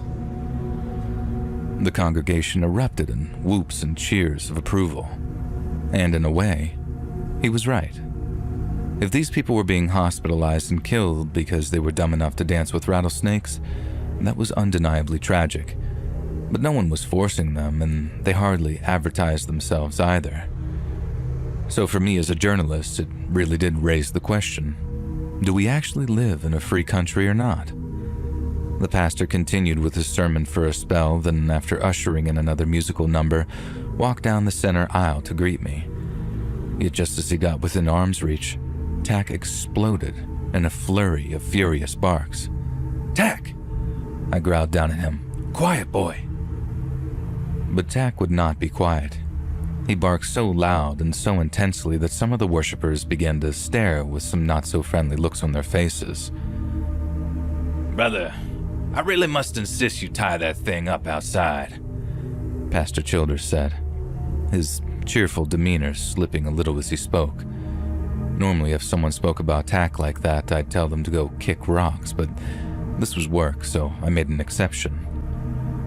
I took Tack outside, and as I tied his leash to a nearby tree, I asked what the hell had gotten into him. Then, for the first time since Vietnam, he alerted. There were no booby traps here, no Viet Cong to worry about, but still he told me, danger. I was definitely concerned, but I'd come too far to just turn back. I told him to stay and assured him that I'd be back in a moment. Tack laid down, shooting me a frightened look, but did as he was told. Must be a snake that he smelled on me, Pastor Childers said as I re-entered the tent. At the time, his excuse made all the sense in the world to me, and since he'd given me a conversational window into asking about his snakes, I took the initiative. My snakes rarely bite, He said with a warm smile. They sure got the devil in them, all serpents do, but right here is where Satan's power is weakest. And that's what I demonstrate to these good, God-fearing folks out here. And on the occasion that they do bite, it shall not hurt them. They shall lay hands on the sick, and they shall recover. But, having said all that... He broke off, turning his neck to one side, revealing 2 dark pinprick scars upon his throat. To my knowledge, no one has ever survived an untreated black mamba bite, let alone one directly to the jugular. Yet here stood the pastor, living, breathing proof that it was possible. Only that wasn't quite his version of events. When I asked him how he survived, his response was cryptic to say the least. That's just the thing, brother, he said. I didn't. When I asked him what he meant by that, the pastor called out to a member of his flock. Brother Robert, he yelled. Show our guest how we are unafraid. I watched in disbelief as a boy no older than 20 fetched a wicker basket from one side of the stage before pulling out the biggest goddamn rattlesnake I've ever laid eyes on. Then, in rhythm with the singing and clapping of the congregation, he starts bouncing this thing up and down in his grip. I expected this rattler to just wheel round and bite him in an instant, but to my amazement, it looked completely disinterested. My jaw's on the floor as I'm trying to figure out if it's the music, the rhythmic bouncing, or if these snakes have been sedated before the service. And I only snapped out of it when the pastor spoke again. You see, brother, Childers hissed in my ear. You see how we got the devil on a leash. I have to admit, I was impressed. Not only did the kid have brass balls picking up that rattler like he did, but it didn't seem the least bit interested in biting him. It couldn't have been a black mamba, like I'd heard some of the handlers using, but Brother Robert was risking his life all the same. I had to drag myself out of my awe-struck stupor to get the interview back on track, and when I finally asked the pastor what he meant by saying he didn't survive the bite, he just smirked. His lips squirmed like the truth was on the tip of his tongue, but all that came out was a Bible verse. I am the resurrection and the life. Whoever lives by believing in me will never die. My first guess was that Pastor Childers hadn't actually died, more like he'd miraculously survived a period of unfathomable pain and suffering, and lost a little bit of his sanity in the process. But before I could question him any further, one of the congregation let out an ear-piercing screech. Another worshiper rushed to take control of the rattler Brother Robert had been holding, while the boy himself held out his forearm, 2 tiny droplets of blood bubbling up before running down his alabaster skin. He'd been bitten. You must excuse me, brother, Pastor Childers said, as a pandemonium erupted. but please, come back tomorrow night. If the boy doesn't survive, he'll be resurrected. Come and see. Come and see. And at that, he was gone, sucked into the throng of hysterical worshippers as they flocked around the venom-stricken boy. I left, disgusted at the waste of young life, switching on my flashlight as I walked back into the darkness. Come on, boy. Let's get out of here. Tack jumped up, his tail wagging in relief before we trudged off through the trees. When I awoke the next morning, I had no intention of returning to the revival tent to watch Brother Robert's resurrection. I'd seen enough medics hopelessly laboring over dead men to know that once you're gone, there's no coming back. Instead, I planned to check out the motel before the long drive back up to Syracuse. But then, just as I was loading up the car, I heard a soft, mousy voice calling out to me from behind. Hey, mister. It was a young woman, no more than 16, 17 years old. You're headed down to the revival tent tonight again, right? I hadn't noticed the night before, but evidently she'd noticed me. No, I replied. I don't know what they're gonna do with that boy, but he passed, she interjected, a sadness in her eyes. Last night, a few hours after you left, but they're going to bring him back tonight. She believed it too, and you could hear it in her voice. I'm sorry, but you can't bring people back. And I felt like an asshole saying it to her, but it was the truth. At least that's what I thought. Your pastor's a liar. He wasn't resurrected. There's no such thing. Sure there is, mister. And you're gonna tell everyone about it. I slammed my trunk shut and turned to her face. And why would you want me to tell everyone? I asked. That'll probably mean the feds crawling all over these hills, and they'll arrest your pastor, and they'll take those snakes. Because it needs to stop. All of it. It needs to stop. She was growing increasingly agitated, and her voice cracked as she spoke. What they're doing down there, it's wrong. Sure, most of the time they'll come back okay, but every so often, they come back different. And they gotta put him down. I don't want to see my Robert like that. I just can't. But they're gonna, and okay, I said, cutting her off before she descended into what seemed to be a panic. I'll head down to the tent again tonight, and I'll try to stop whatever they're doing, okay? Thank you, mister. Thank you, the girl replied, and her cheeks were now slick with tears, and before I had a chance to say anything else, she was on her way. That night, me and Tack repeated the ritual of gearing up, getting in the car, and driving down the Pilgrim. Only this time I had even less of an idea of what to expect. We hit the dead end of Laurel Fork again, and walked through the drizzling rain towards where the tent had been the night before. Once again, they were expecting me, but when I entered, I found the tone to be very different than the night before. Instead of singing, dancing, and clapping, the congregation was silent, and there was a distinct tension in the air. Ah, Pastor Childers exclaimed as I walked in. welcome, brother. God told me you'd return, and here you are. Childers was standing over two white plastic camping tables which held up Brother Robert's lifeless corpse, and it was quite evident that he was dead. He had that deathly pallor about him, that same grim jaundice I'd seen on so many others in Vietnam. Behind him was the same man who'd welcomed me into the tent the previous night, only this time he was carrying a shotgun. Pastor, we need to talk. Not now, brother. Plenty of time to talk when Brother Robert is back. Brother Robert's not coming back, Pastor. You and I... Please, no more talking. Pastor Childers interrupted. All your doubts will be cleared soon enough. Now take your seats, brothers and sisters.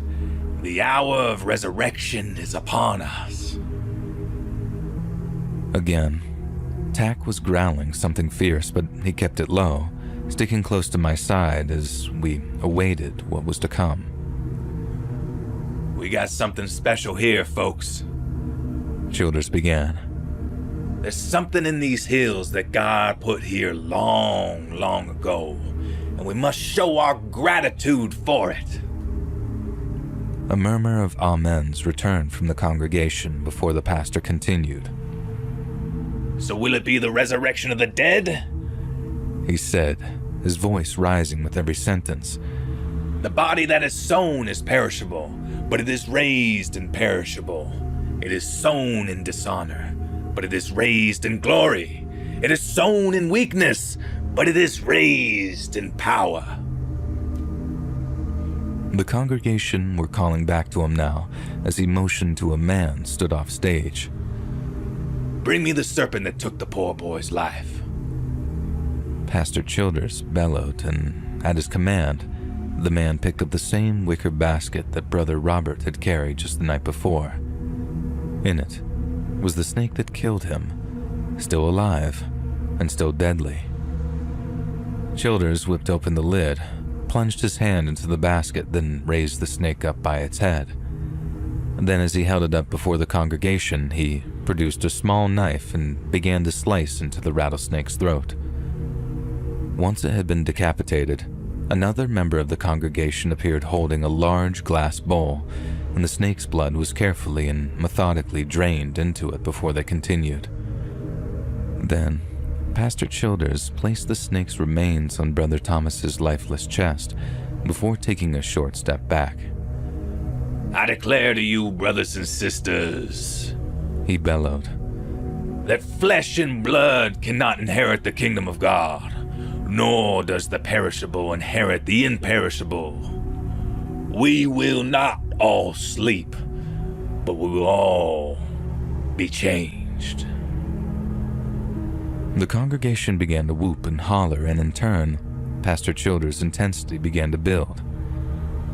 In a flash, in the twinkling of an eye, at the last trumpet, the dead will be raised imperishable, and we will be changed. He was foaming at the mouth now, fire and brimstone in his words. Then, and only then, will the saying that is written will come true. Death has been swallowed up in victory. As Pastor Childers ranted and raved, my attention was slowly drawn away from him. The headless snake that lay on Brother Robert's chest. It had started to move. It was only slight at first, little twitches that could easily be mistaken as belated death throes, but soon it was unmistakable. The dead snake was moving. Well, death is your victory! Childers screamed, motioning to the sheer impossibility before him. Well, death is your sting! And at that, the snake began to slither, stump first, into Brother Robert's open mouth and down his throat. I couldn't believe what I was seeing. Watching that headless, blood-soaked snake disappear down Brother Robert's throat was the single, most horrifying thing I'd ever witnessed. Nothing I'd seen in Nam can possibly compare. But instead of running for their lives, the congregation were in raptures. Some were weeping, others spoke in tongues, and the rest simply stood there as if in a deep trance, swaying from side to side. Me, on the other hand, it was like I was dumbstruck. I was glued to the spot, just clamoring to comprehend just what the hell I was seeing. Then, just when I thought things couldn't get any more intense, Brother Robert woke up. Tack was just about to lose his mind at that point, unleashing a flurry of high-pitched whines as he tugged at the sleeves of my jacket. He was begging me to leave, but I couldn't. I remember putting a hand to my mouth in pure shock, watching as Brother Robert coughed, spluttered, and gasped for air. He looked terrified, his sunken eyes wide and fearful, and they darted around the room in confusion. The congregation spilled out their seats towards him. People were weeping. Others cried out hallelujah. The joy that they felt was otherworldly, and as Brother Robert embraced his loved ones after a long, deep sleep, he began to smile. All eyes were on Robert. Not a single person wanted to miss a moment of this miracle of resurrection, all except one, the girl who'd visited me at the motel.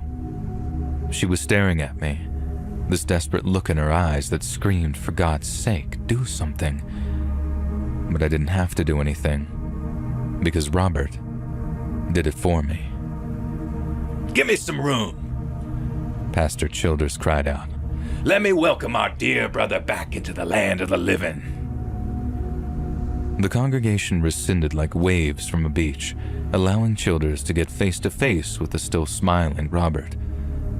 Only as I watched him approach, I noticed that there was something horribly wrong with Robert's face. His eyes were wide open, almost like he didn't have any eyelids at all, and his smile was stretched so unnaturally wide that I swear you could see every single one of his teeth. It wasn't a happy smile. It was something else now. Something ugly.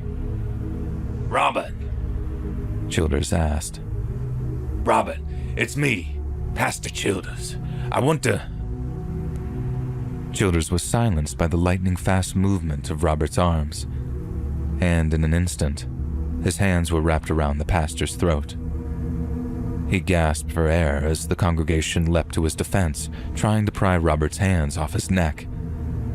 But it was no good. For a man who had been clinically deceased just a few moments before, Robert was horrifyingly strong, and we all heard the moment he crushed the pastor's larynx with a sickening crunch.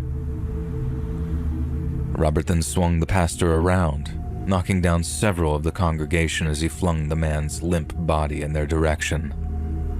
Robert, no! What in God's name are you doing? It was as if he couldn't hear them. He simply grabbed another member of the congregation and sunk his teeth into her face. The scream she let out was gut-wrenching, punctuated by the sound of a shotgun shell being racked into a chamber. Get the hell off of her, brother! The armed man roared, aiming the barrel squarely at his head. Robert let go, spitting out the chewed remains of the woman's nose onto the earthen floor of the tent. And with that same sick smile splitting his face in two, he slowly turned toward the armed men. Please, Robert, he said. Please snap out of it. Robert responded by taking a few slow steps towards him before suddenly and violently lunging.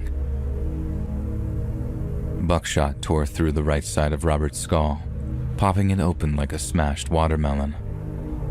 The boy stood there for a moment, staggering to and fro, and for a moment, it looked like he was about to drop. Then, out of nowhere, Robert once again lunged towards the armed man, grabbing hold of the shotgun and using it as leverage to smash what remained of his forehead into the man's mouth. He fell back, letting go of the shotgun, blood pouring from his pulverized lips. Robert then racked around into the shotgun, a percussive hit to the melody of the downed man's pleas for his life. The man gurgled, broken teeth falling from his bloodied mouth. Robert aimed the shotgun square at the man's hands, clasped together in prayer, and fired. The man howled as everything above the wrist simply disintegrated, all while the congregation begged Robert to come to his senses. Instead, he racked another round into the chamber, aimed the shotgun at the wounded man's head, and fired. The sound of his scream degenerating into a stilted choking still haunts my nightmares. Hearing marked the moment I came to my own senses and got the hell out of that revival tent. Run, boy, run! I screamed, but Tack didn't need to be told. He bolted on ahead as the sounds of the unfolding massacre echoed through the trees behind us. I'm embarrassed to say that I'd lost all my military fitness by that point, meaning I was incapable of running far or fast enough to get to safety. At one point, I looked back to see something catching up to us, and at first, I thought it might have been another survivor from the tent, but when I turned, all I saw is Brother Robert, hurtling towards me, shotgun in hand. He pumps one final round into the chamber, raising the shotgun, and something else tears past me in the darkness. It was Tack, barreling toward the thing that used to be Brother Robert, and with his one good eye, it tracked Tack as he leapt towards him and took its last shot. The next thing I see is Brother Robert in the dirt, and Tack has him by his throat, whipping his neck back and forth, chewing and piercing, drowning Robert in his own blood. At first, I didn't think that'd finish him off, but when Tack climbed off of him and Robert ceased to move, I breathed a deep sigh of relief. But it was one that was taken far too soon. No sooner had I said, "Good boy," Tack collapsed to the ground. The thing that used to be Robert had indeed landed his final shot, filling Tack's gut full of buckshot in the seconds before he delivered the killer blow. I went into autopilot, picked Tack up, and ran as fast as I could back to the car. Driving like a man possessed, not even sure where I was headed, I just remember looking over to him at one point just to see if he was still with me, and he was gone. As his big brown eyes stared off into oblivion, I pulled the car over to the side of the highway and burst into tears. I never loved anything in my whole life like I loved that goddamn dog. After we got back from Nam and things got bad for a while, he was the only thing that kept me from eating my own gun. Every single time I thought about ending it, I'd think, who's going to feed Tack? And that was that. All the guys whose lives he'd save, they'd kick my ass if they knew I'd ever dared mistreat him. He was my best friend in the world, and now he was gone. I tried and failed to save his life, just like he'd saved mine that day in the jungle, and just like he did that day in Pilgrim, and that's just something I have to live with. I couldn't bring myself to write the story up. I just apologized to my editor and told him that I had to pass on it. After all, who in their right minds would believe me? When he asked what happened down in Kentucky, I just told him, hunting accident. A few years later, I took a job down in Florida, working as the sports correspondent for the Gainesville Sun, and I ended up retiring here too. I mean to go back to Pilgrim one day to really address what happened. Just not yet. Not yet. I got a new dog these days, also ex-military and also a German Shepherd. I think he takes more care of me, more than I take care of him at this point, and he certainly makes for better company than my ex-wife. As for his name, I call him Russ, short for Lazarus, in honor of the dog who, on more than one occasion, gifted me a second chance at life.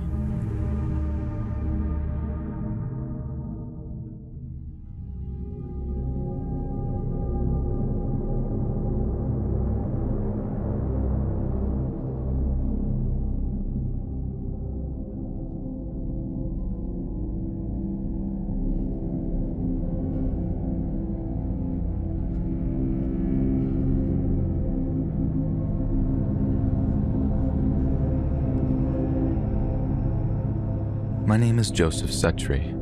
I'm 29 years old and I'm doing a PhD in psychology at the University of Manchester. Psychology has been a huge passion of mine for close to 13 years now. I opted to study at an A level on something of a whim, not knowing much about it but assuming it'd be interesting. And by the time we reached Christmas break of my year, I was obsessed. I read a ton of Freud and Skinner that winter, then picked up some Piaget in the new year. Then by the time summer came around again, I'd worked my way through as much Festinger and Pavlov as I could muster. Over the course of that year, I came to believe that not only was psychology a fascinating field of study, but it was also the key to unlocking limitless human potential.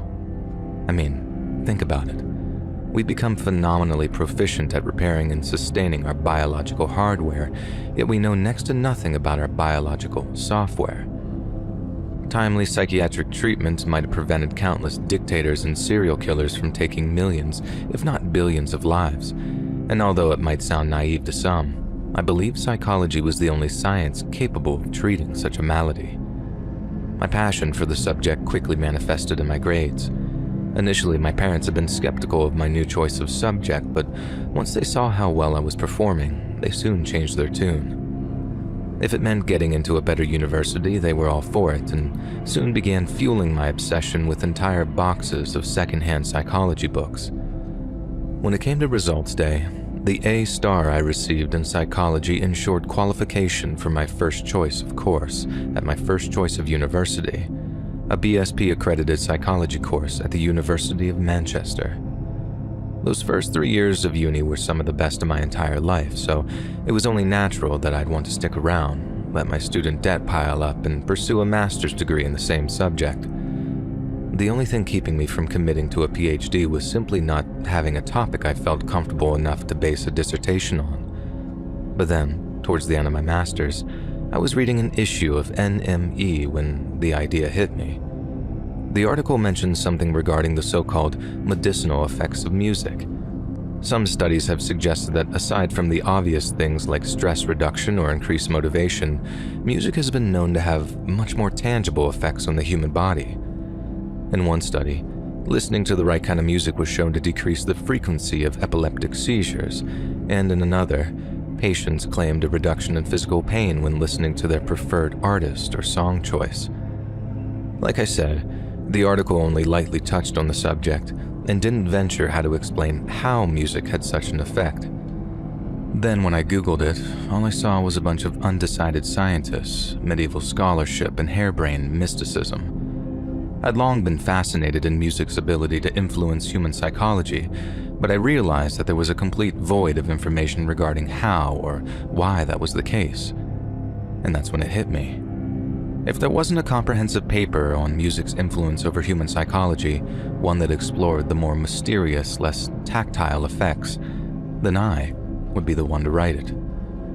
When it came to research, I found myself falling down a rabbit hole of books, academic papers, and personal accounts.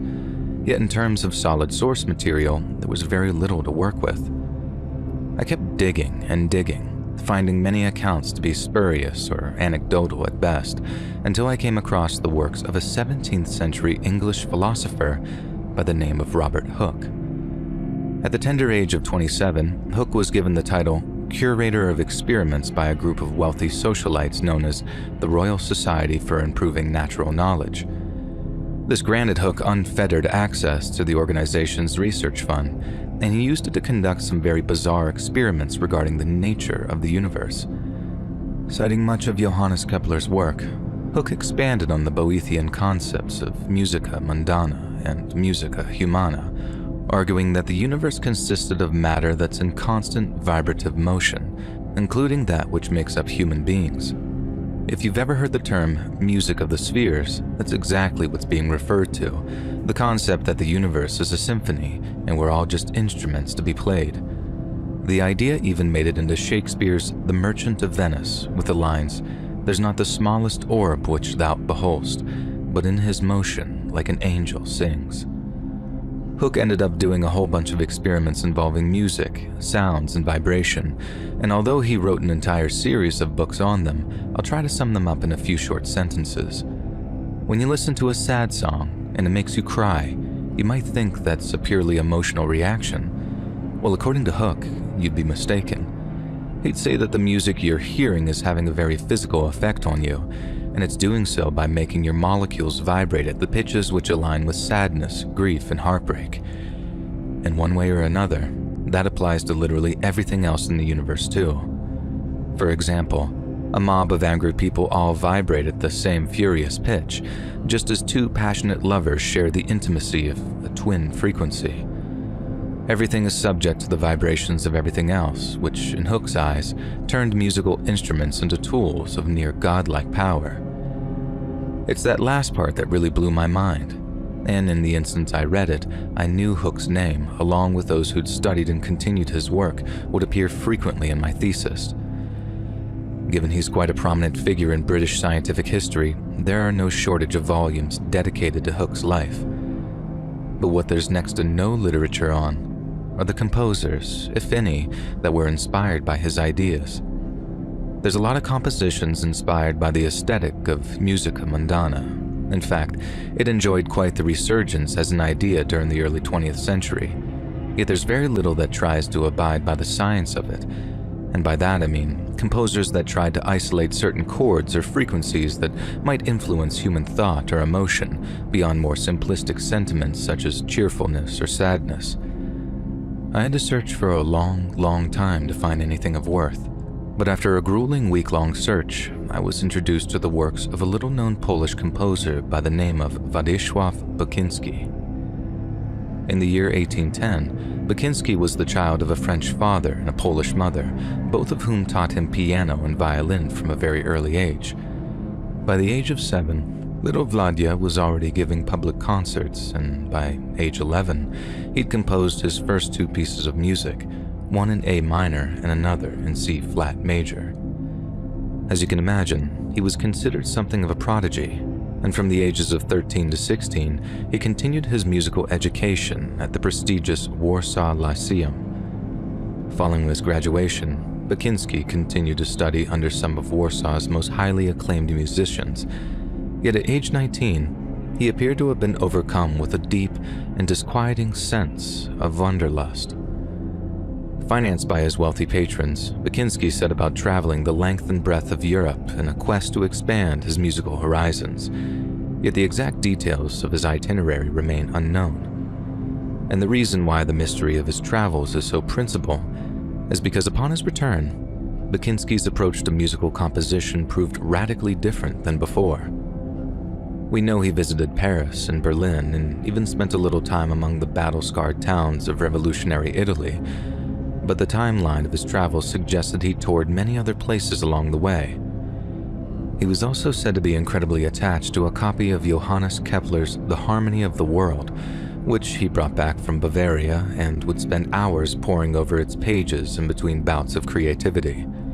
It's also been suggested that the reason there are so few records of Baczynski's European travels is that they weren't entirely spent in Europe. Following his death, a small piece of traditional Jala artwork was found amongst his possessions, leading some to propose that Baczynski visited the master musicians of Jajuka, a fabled group of Sufi Muslim musicians whose ghazals had been known to induce trance-like states amongst those who hear them. Before he departed on his travels, Baczynski had been a prolific composer, sometimes producing 2 or 3 pieces of music a month. Yet following his return, Baczynski slowed his output dramatically, pouring months and months worth of work into a single quintet or concerto. As you can imagine, his patrons expected the results to be nothing short of superlative, and the steady anticipation produced a great deal of excitement among Warsaw's concert-going elite. Yet in 1835, when they gathered en masse to witness the fruit of Baczynski's labors, they were horrified. One critic called his latest work an abomination, while another claimed Baczynski had presided over the ugliest orchestral performance in Warsaw's history.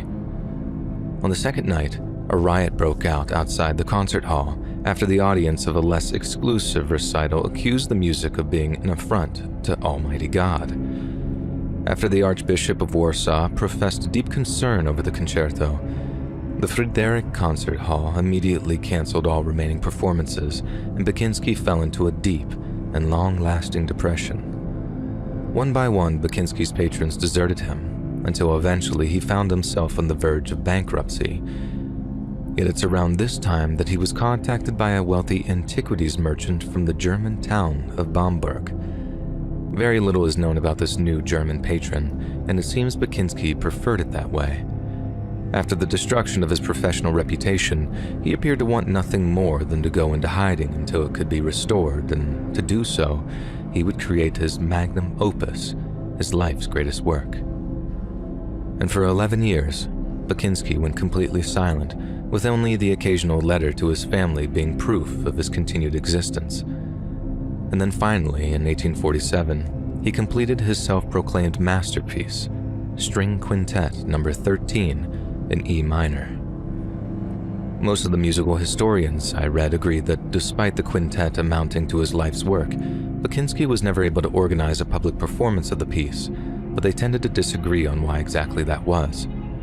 One claimed that Baczynski's contemporaries had called the composition unplayable, while another suggested that Baczynski's wealthy Bavarian benefactor passed away around this time, thus robbing him of financial backing. But a third historian, and admittedly a less reliable one, had a different, much wilder theory as to why the String Quintet No. 13 in E minor was never played in public. In his unofficial biography of Baczynski, author A.J. Carfagno claimed that the composer was able to get financial backing for a public performance, but was never able to progress past rehearsal stages. Only 2 rehearsals were said to have taken place, and on both occasions, the hired musicians refused to continue playing past just a few bars. They were offered more and more money to continue playing until they were apparently offered double the usual rate. Yet still, the musicians refused to play, and the rehearsals were unable to continue. Granted, A.J. Carfagno's other work involved UFO abductions and so-called confirmed sightings of Bigfoot, but from what I could tell, Carfagno was the only author I was aware of who had actually been to Bamberg to conduct his own research.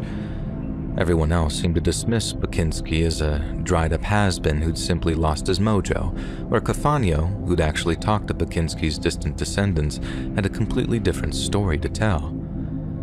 Unlike many other sources which claim his failure preceded a sharp decline in his health, Carfagno claimed a reliable source informed him that Bakinski's death was a suicide.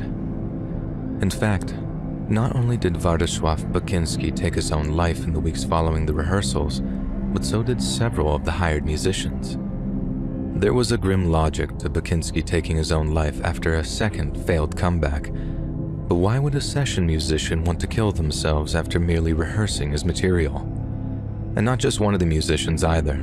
Carfagno claimed that up to 4 were confirmed to have taken their own lives less than a month after rehearsing String Quintet No. 13. I've never been one for conspiracies or the supernatural, but I must admit, my interest was piqued. Even if it was an unplayable monstrosity, I knew I had to get my hands on a recording of it, or, failing that, a copy of the sheet music. Finding any books or papers on Bakinski had been hard, but trying to get a hold of his music was on a whole other level of difficulty. Every single dealer of rare classical music in the UK either told me I'd been misled or that no such copies of Bakinski's music existed.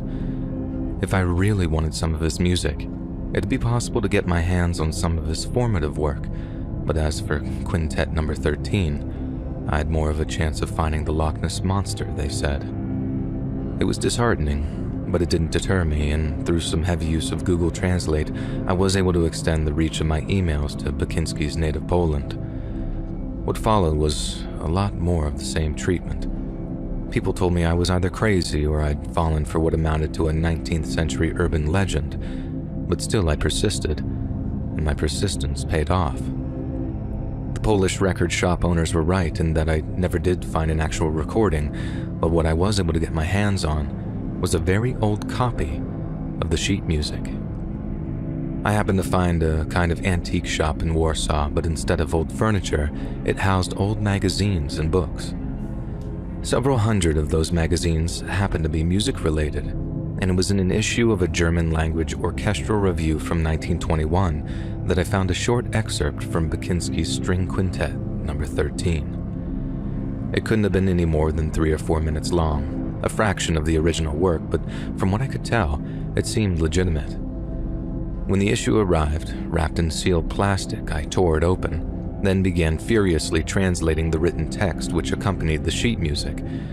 The reviewer was not kind to it, and at first, I thought it was somewhat amusing that the reviewer chose to describe Bakinski's work as making him feel physically ill. But then I remembered what I'd read about the musicians following the rehearsal, and suddenly, I didn't find it so amusing anymore. Once I had the sheet music, all I needed to do was find someone to play it for me, and I could either spend hundreds of pounds hiring my very own string quintet, or, and much more in line with my budget, I could use a computer program to scan and read the sheet music with just a few clicks of a button. I'd waited weeks to hear String Quintet No. 13, quite literally spending hours at a time just imagining what it sounded like, so when the time came down to sit down and actually listen to it, I felt like celebrating. It wasn't just the conclusion to a lot of hard work either. It had also taken on an air of the forbidden, which only made it all the more exciting once I finally had it at my fingertips. It was about 9 o'clock in the evening when I finally finished scanning and processing it. Then, once it was ready, I poured a glass of wine, dimmed the lights in my flat, sat down in my computer chair, and hit play. At first, there was nothing but silence, but then gradually, the strings yawned into life before unleashing a dampened flurry of discordant notes.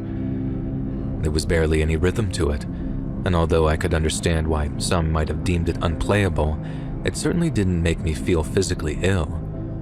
The frenzy of strings carried on for a few more seconds, but just as I was starting to find it genuinely irritating, they suddenly went silent, and a low, steady drum beat took their place.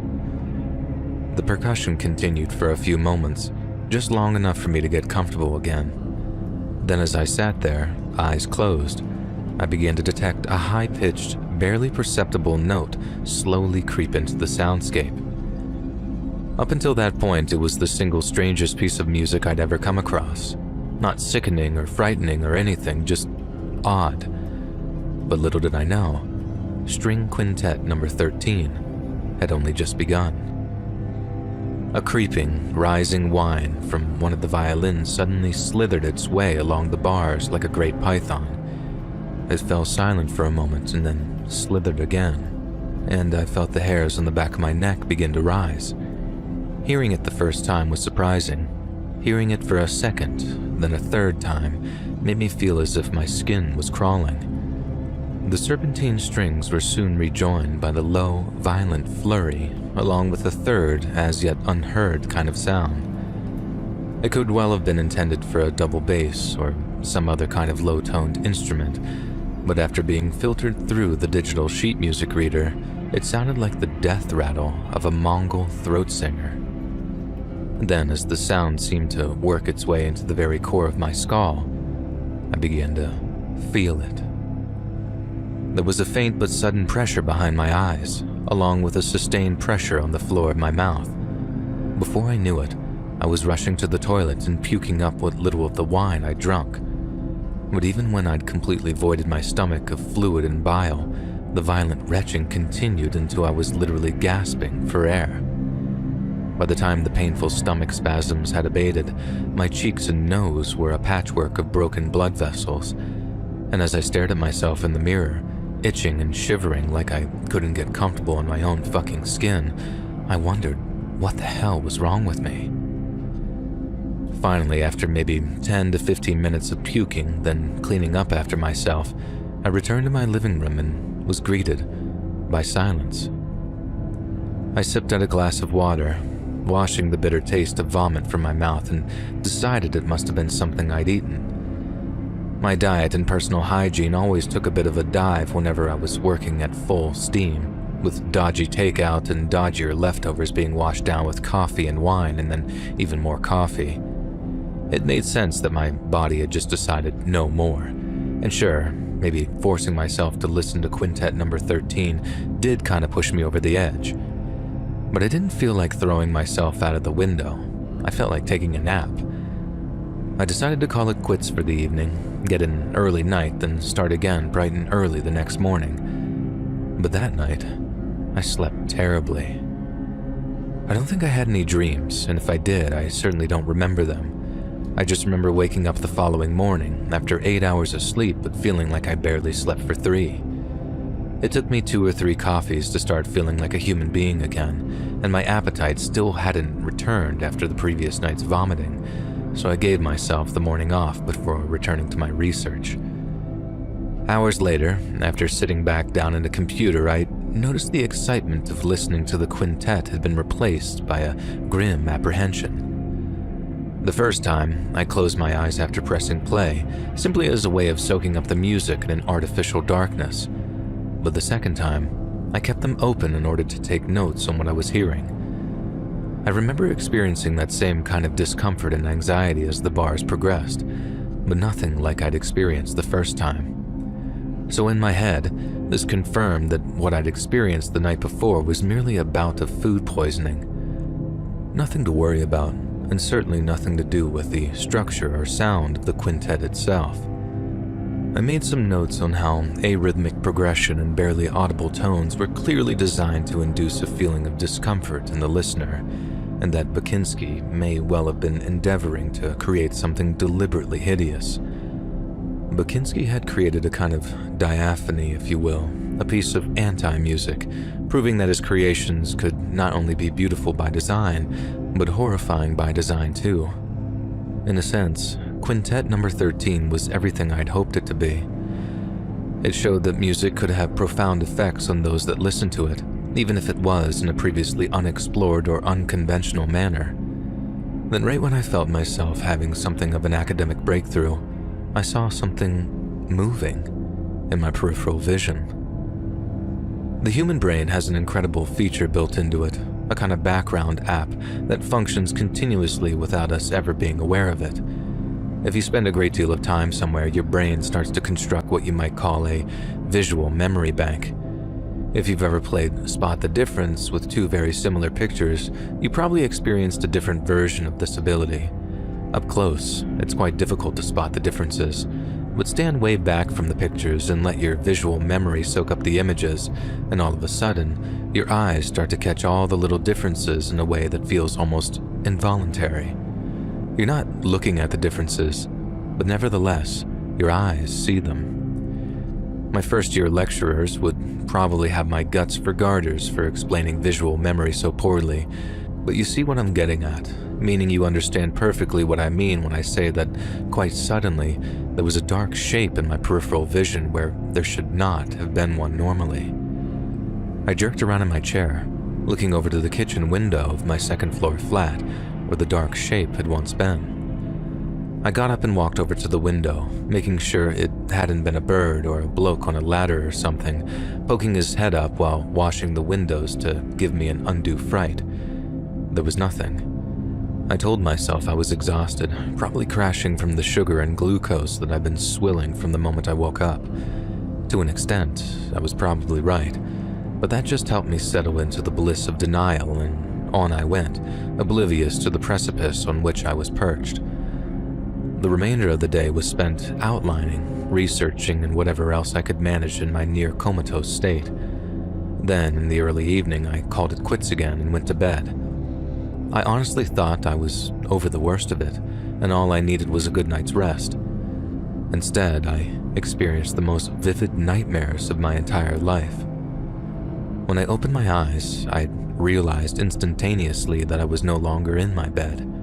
I was curled up, naked on a sea of smooth but even stone. It reminded me of the jet-black volcanic rock I'd once seen in a documentary on the Galapagos Islands, both in color and in the way it roiled and rippled in its stillness.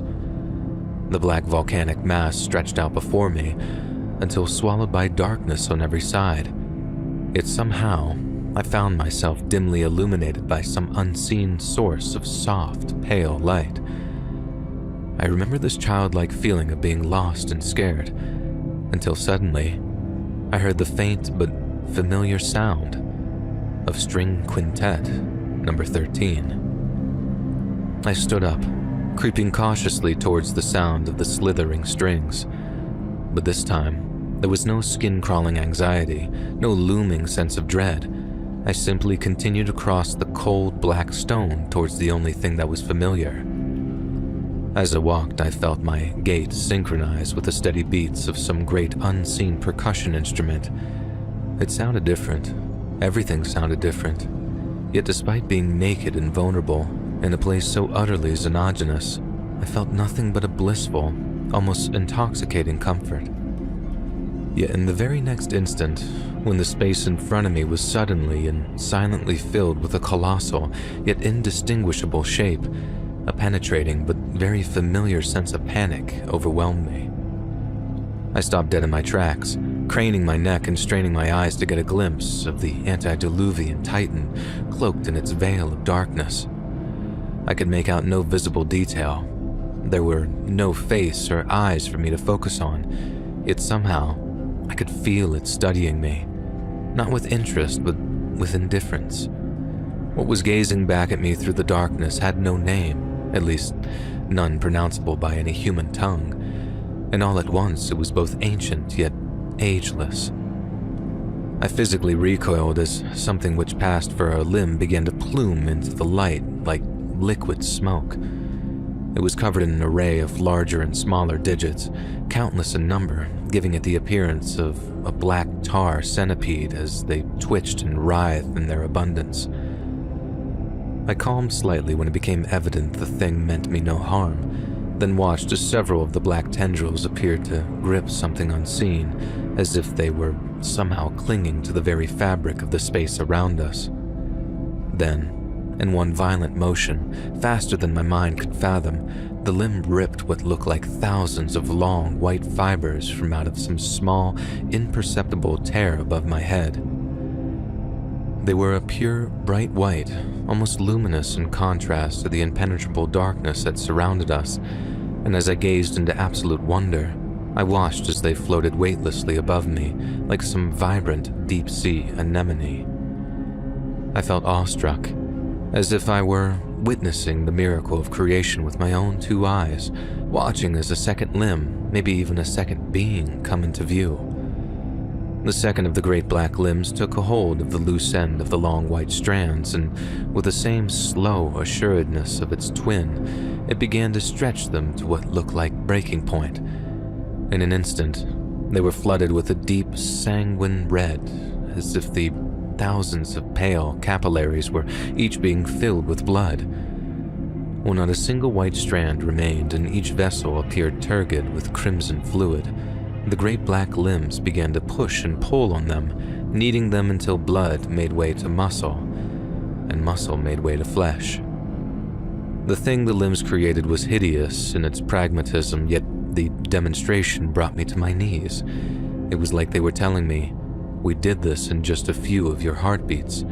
Imagine what we can do with a lifetime." The next thing I remember, the limbs set the mass of flesh down on the cold volcanic stone. It lay there for a few moments, trembling in its newborn respirations. Then suddenly, it began to move. It appeared as a mass of knuckled flesh, glistening with a grotesquely scented amniotic fluid. Then, after approaching me, urged on by its looming silent parents, it began to clumsily turn around. One side of the knuckled mass was adorned with at least 24 blinking jet-black eyes, tears of birthing fluid dripping from each and every one. As my gaze darted between them, trembling in muted horror at the monstrosity before me, I became suddenly and intensely aware of how utterly mindless the thing was. It was no better than livestock, completely ignorant of life and death and the ever-shifting cosmos that surrounded it. It wasn't evil, just utterly unlike myself, and its presence terrified me. Then, as the mass of knuckled flesh sensed my fear, it too recoiled. Then, although it had no mouth to speak of, it began to scream. I woke up with a start, heart pounding, sheets drenched in a cold sweat. It felt like I'd only been asleep for a relatively short time, but when I rolled over to check my phone, I saw I'd been comatose for the better part of 13 hours.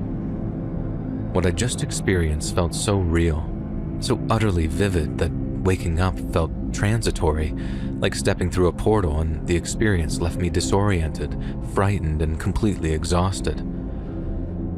I was hideously behind on my work, and what's worse, I was in no condition to continue. But as much as I just wanted to crawl back into bed and catch up on sleep until I felt human again, I knew that wasn't an option. I knew I had to at least attempt some work on my thesis, and since my obsession with the string quintet was obviously affecting my mental health, I figured the best thing to do was to power through it, so I could just move on to some other form of research. I took a shower, made myself a coffee, and had just sat down to make some notes, when I suddenly felt overwhelmed with a desire to listen to Quintet number 13, if only for one last time. I know that might sound completely insane to some of you at this point, but what would you think? That an old, poorly written piece of classical music had put a curse on you? Or that you maybe needed a day or two's break from having worked solidly for about a fortnight straight? Besides, 2 incomplete cursory listens did not make for a thorough analysis. I was more than prepared for some minor discomfort for this 3rd listen, but to my surprise, whatever residual anxiety I felt dissipated after just a few bars. No longer did the discordant whine or frenzied flurry make my skin feel like it was crawling off my bones, and after a while, the quintet started to sound almost comforting. Following that 3rd and final listen, I managed to finish up my notes, then got a head start writing up some of Bakinski's biography, most of which had been wedged into whatever this turns out to be.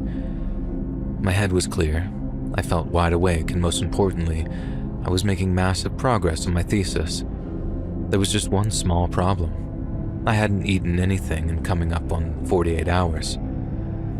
I should have been weaker than a kitten by that point, tummy rumbling, blood sugar dipping, probably puking on account of how much hypoglycemia can mess with you. Yet somehow, I felt fine. I hadn't had anything to drink since my morning coffee either, but I hadn't the slightest desire to make another or grab a glass of water. Simply put, I felt whole, in a state of near-perfect bliss, and after days upon days of feeling awful, it was a very welcome change. For hours upon hours, I worked solidly. I poured myself into my work, hammering out a solid 2,000 words before I even felt like taking a break. But when I did, I still didn't feel hungry, and I still didn't feel thirsty, and even though it was getting close to midnight, I didn't feel the need for sleep. The only two things I could possibly see myself doing before returning to work was showering and listening to the quintet, so I did both. Now, I won't bore you by reminding you of how it goes, but its effect on me had fully transitioned from a nauseous anxiety to goosebump-inducing, tingling comfort. I wondered how it came to be that I didn't feel the need to eat and drink anymore, if there was something wrong with me, something that I should be worried about. It was with that exact thought rattling around my skull that I decided to test something out. So, standing there, warm water cascading over my shoulders, I suddenly and quite deliberately stopped breathing. With the sound of the quintet in my ears, cradled in the warm steam of the shower cubicle, I counted to a minute without feeling a thing. 60 seconds ticked over to 90, and then by the time 2 whole minutes had accrued and I hadn't felt a single panging for oxygen, I knew something was very different about me. I know that in that moment I should have felt the wildest and most animal panic of my life, yet as I hummed along with the dissonant melody of the quintet, I felt nothing but that same blissful stillness I'd been feeling all evening. It felt like a good thing, like a superpower. I wasn't changing for the worse.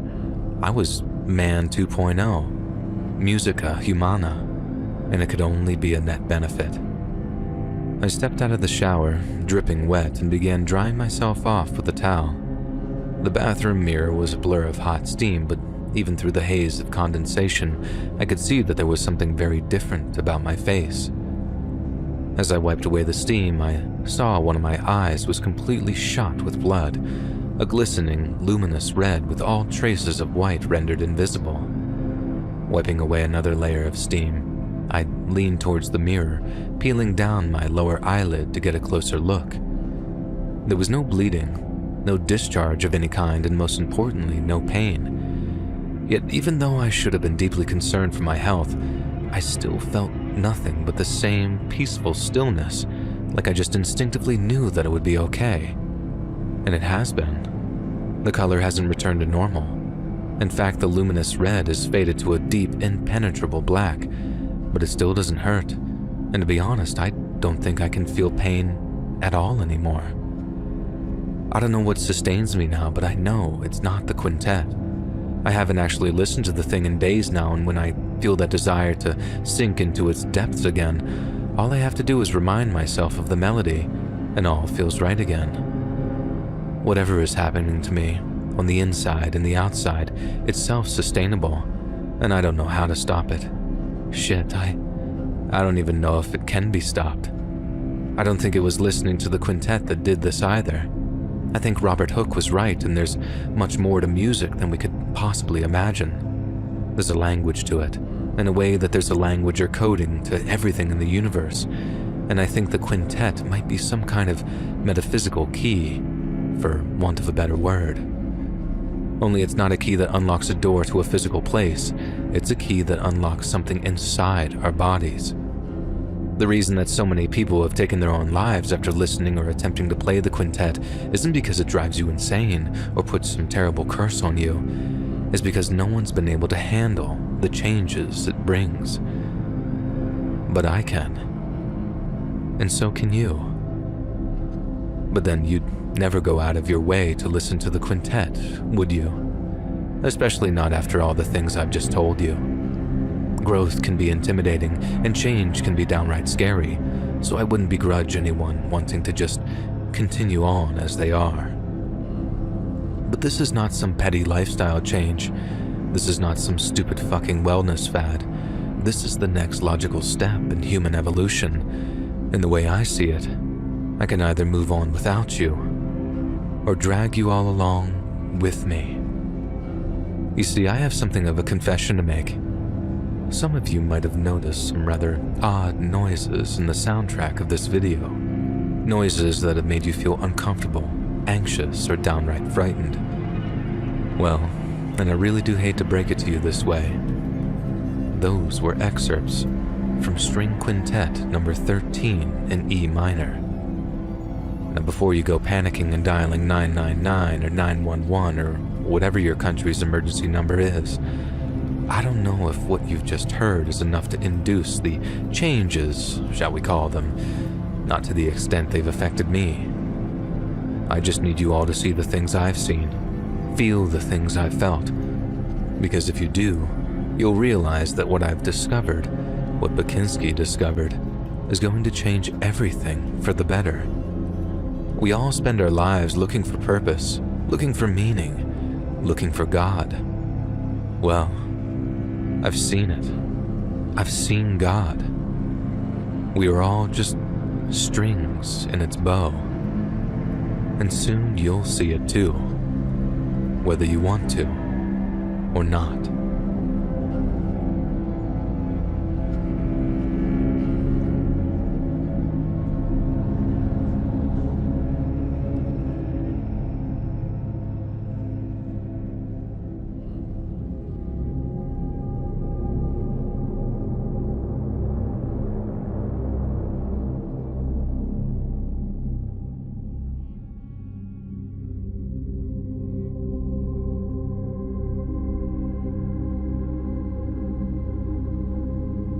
My name is Jürgen Hamann. I'm 82 years old and I was born in the German city of Stuttgart during the spring of 1944. Growing up, I didn't know my father. He was drafted into the army shortly before I was born and didn't return from wherever he was sent. My mother was left to raise me alone, remaining in Stuttgart until the end of the war, then moving on to Augsburg and later Munich. She tried to raise me as best as she could, but before long, the political situation became unbearable for us, and my mother decided to move us out of Germany altogether. A few days before my 12th birthday, I was told that we were emigrating to the neighboring Austria. We took a bus trip into the foothills of the Alps and disembarked at a place called Nazareth, a small, quiet mountain town nestled into the bosom of a picturesque valley. Even though Austria had been absorbed into Germany in the years before, the war had barely touched Nazareth. It was a beautiful place, far away from the agonizing aftermath, and for almost 2 years, my mother and I built a life for ourselves there. I came to experience true happiness in Nazareth, something I've never truly felt before. Yet in December of 1957, that happiness was shattered by something which has haunted me for almost 65 years. That winter, 11-year-old Willy Humus and 13-year-old Didi Müller both disappeared from the forest surrounding Nazareth. But their disappearances were isolated incidents. Over the previous 2 winters, a total of 5 different children had disappeared from towns and villages all over the region, and the incidents continued until 1959, when an East German man by the name of Reinhard Keller was arrested near the city of Graz.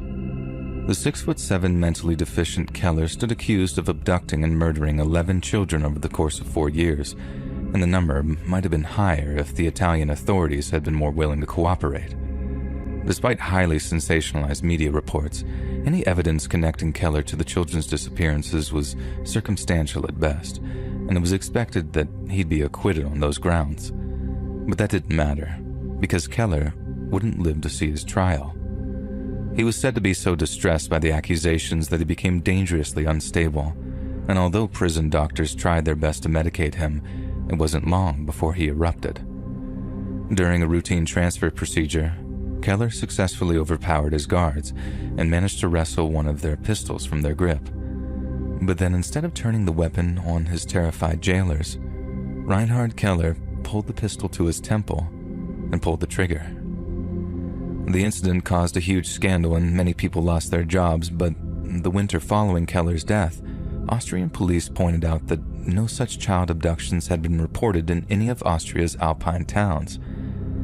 They saw this as their vindication. If the abductions stopped, they must have arrested the right man. Only, the abductions hadn't stopped. Not really. And Reinhard Keller wasn't the one to blame. I knew this because Didi Mueller was my best friend, and I'd witnessed his death with my own 2 eyes, and whatever took him wasn't human. A psychiatrist later told me that I was mistaken, that Keller had kidnapped Didi, and that my inability to recall his face was down to a deep-rooted trauma response. According to him, my young and fragile mind was simply incapable of accepting the reality of what I'd witnessed.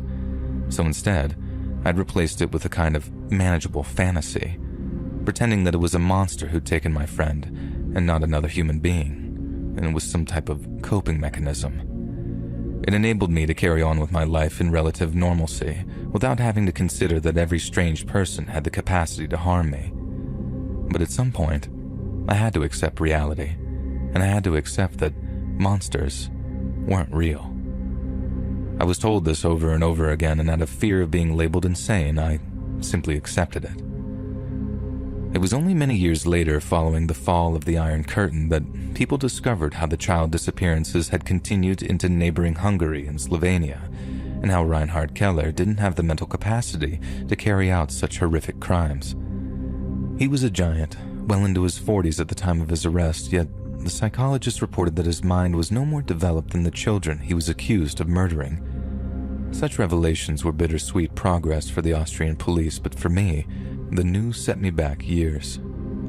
I spent half a lifetime convincing myself that I'd experienced nothing more than a vivid hallucination, only to be faced with a singular, horrifying truth.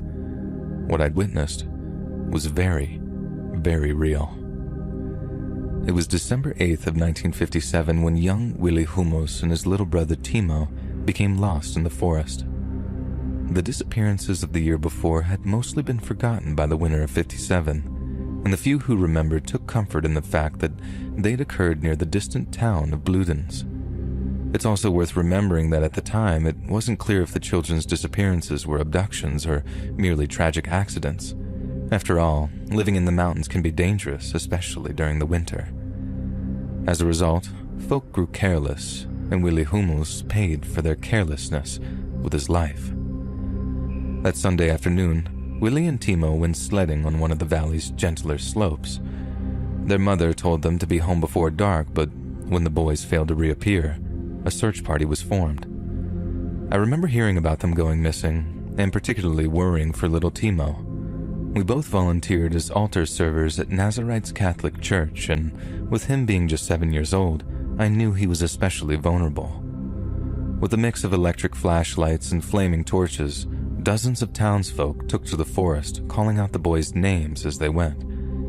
It took them hours to finally find little Timo, who was hiding in a hollowed-out tree stump, too afraid to respond to the calls. But when the boy's parents asked him where his brother was, Timo said he didn't know. He later described how he and Willy had become separated after being chased through the forest. Then, when asked who was chasing them, little Timo became visibly frightened before replying simply, "Der Krampus." For those unfamiliar with alpine folklore, the Krampus is a kind of Christmas boogeyman who acts as the polar opposite of Santa Claus. If a child is well behaved, jolly old Saint Nick rewards them with gifts. But if a child is bad, they get a visit from the Krampus. Then, depending on the severity of the child's sins, the Krampus either whips them with tree branches or drowns them in a large sack before dragging their souls back to hell. It's a story that's typical of Germanic fairy tales, which have a well-earned reputation for being brutally harsh. But that's all it's supposed to be, a fairy tale, something to scare children into behaving themselves. So, when Timo Humus told the police that he and his older brother had been chased by the Krampus, they naturally assumed he was actually referring to a person. The same person that had taken the children near Bludenz the year before. Even more disturbing was Timo's claim that the man had actually caught up with them at one point, only to abandon him in favor of the older Willie. The man had apparently grabbed him, picked him up off the ground, then dropped him again, but not before taking a long, slow lick across his cheek. The news sent the people of Nazarite into a minor frenzy. Local police scoured the surrounding forest, joined by dozens of volunteers from all over the regions of Tyrol and Vorarlberg. They searched by day and enforced a curfew by night, ensuring that all children remained indoors by sundown. At one point, a group of volunteers uncovered 2 sets of child-sized boot prints near where the boys had been sledding, and it was hoped that following them would yield clues to Willie's whereabouts. Yet they discovered that his boot prints suddenly and inexplicably disappeared at a patch of disturbed snow, indicating some kind of heavy struggle. Logic dictated that the only prints left would be that of Willie's abductor, but after carefully studying the blanket of snow, the only other visible tracks were that of a large, cloven-hoofed animal. Despite there being little evidence of foul play, the curfew remained in place. But as the weeks went on, vigilance slackened, while boredom grew exponentially, especially among Nazarite's younger population. Initially, given how uninviting alpine winters can be, it wasn't so bad to be cooped up indoors outside of school hours. But we soon grew restless, and the prospect of sneaking out after dark became a very attractive one. At school, me and Didi hatched a plan to sneak out together. His father had been busy aiding in the search of the missing Hummelsboy, and his mother was so occupied with his younger sister that she hadn't noticed him siphoning off a flask of schnapps from the family liquor cabinet. Don't get me wrong, the idea of there being some predatory pervert stalking the region was a very scary one, but the victims were kindergartners or still in elementary school, whereas we were almost 14, young men in the eyes of some. Besides, even if the child snatcher did decide to stray from his preferred demographic, we felt more than capable of fleeing or fending them off. Or rather, that's what we told ourselves to soothe our fears. For almost 2 weeks, we planned our nocturnal indulgence, waiting for the right moment while praying Didi's father didn't notice the missing schnapps. At last, we decided on the final day of school, Friday the 20th of December, to embark on our midnight adventure. As curfew dictated, we went straight home once school ended, then carried out our usual evening routines so as not to draw suspicion from our parents. Then, once they were asleep, we crept out of our houses, then headed for a pre-arranged meeting point on the town's outer limits. Sneaking through the snowy streets, trying to avoid police and civilian patrols, made for some of the most exciting moments of my young life. Yes, it was a rash and reckless decision, yet therein lay the thrill. It was one of our last chances to have a little fun before Christmas kept us chained to our families, and we were never going to pass that up. Twice I was almost spotted by patrolmen, but eventually I arrived safely at our meeting point where I found my dear friend waiting for me. Didi had already taken a few swigs of the stolen schnapps and was so affected that he didn't seem to mind that I was a few minutes late. After swapping a few light-hearted jabs, he produced a cigarette, then, after pursing it between his lips, he struck a match and lit it. Didi took one long drag that erupted into a coughing fit, and even in my sober state, I had to stifle my laughter. It seems so silly to me now, but doing such things brought us great joy, and we were positively elated as we passed the schnapps and our tobacco back and forth. At least until we realized that Didi's coughing fit had attracted the attention of a passing police officer, who suddenly called out for us to identify ourselves. While he had quite clearly heard us, the officer couldn't see us hiding in the small, dilapidated woodshed we used as a shelter, and this gave us an opportunity to slip out the back while the officer approached its front. He soon spotted us following its inspection, but by that time, we had put enough distance between us to render pursuit futile. The only problem was, we weren't ready to call an end to our night of teenage rebellion, so instead of heading back into the safety and familiarity of Nazarite, we ran deeper and deeper into the forest that surrounded it. Walking in deep snow can be exhausting, and running through it even more so. So after just a few minutes of plowing through the vast white expanse, we were forced to stop and catch our breath. Although we were at a safe distance, we agreed to circle the town's perimeter a little to throw off any potential pursuers. our behavior had undoubtedly drawn the suspicion of the local constabulary, and if caught breaking curfew, there was no telling how much trouble we'd be in. We walked in the belief that we were safely tracing our way around the outskirts of town, but in reality, we were pushing deeper and deeper into the dark, snowy forest. A forest which one of us would never emerge from. I'll never forget the feeling that schnapps gave me, how the sweetness gave way to burning and how the shivers gave way to a balmy warmth. It made everything feel and look different, from the way the snow crunched beneath my boots to the way the cigarette smoke danced in the still night air. It was all so new and fresh. Every sound and every smell more pronounced, more intense, including the stench that drifted into our nostrils as we sat laughing and drinking on a fallen log. It was an abominable stink, and upon its detection, I recoiled to ensure that I hadn't sat in some animal's droppings. Dee Dee smelled it too, but after searching for the source, we discovered we were completely unable to determine its cause. The longer we searched, the more intense the reek, and I remember Dee Dee complaining that he'd never smelled anything so vile in all his life. But I had. The summer after my mother and I arrived in Nazareth, a bird's nest constructed at the top of our chimney became dislodged, and almost a dozen chicks became wedged in the soot-filled darkness below. My mother had to hire a man to clear the mess with a large-handled broom, and the smell that filled the room when the chicks' tiny rotten bodies tumbled into our fireplace was indescribable. But that was the high summer, when midday temperatures can reach almost 80 degrees. So how was it that I could detect such a familiar stench in the frigid depths of winter? In the end, we decided to simply move on to a place with a less offensive odor, but no matter how far we walked, the same hideous smell seemed to follow us. We started to bemoan the fact that our one nights of freedom was being blighted by some phantom flatus, but just as we started to see the funny side, Dee Dee's expression changed from one of jolly inebriety to one of total panic. Instinctively, my gaze turned to the section of forest he was staring at, but I saw nothing that might panic him, nothing but tree trunks, snow, and darkness. In a whisper, I asked Dee Dee what he'd seen. There was a long, tense pause before he answered, his words betraying a deep and primal terror. "There's someone in the trees," he said, a gloved finger pointing off in the darkness. I strained my eyes, trying to make out a figure, a shape, a flash of movement, but the forest was as quiet as the grave. Then suddenly, I saw it.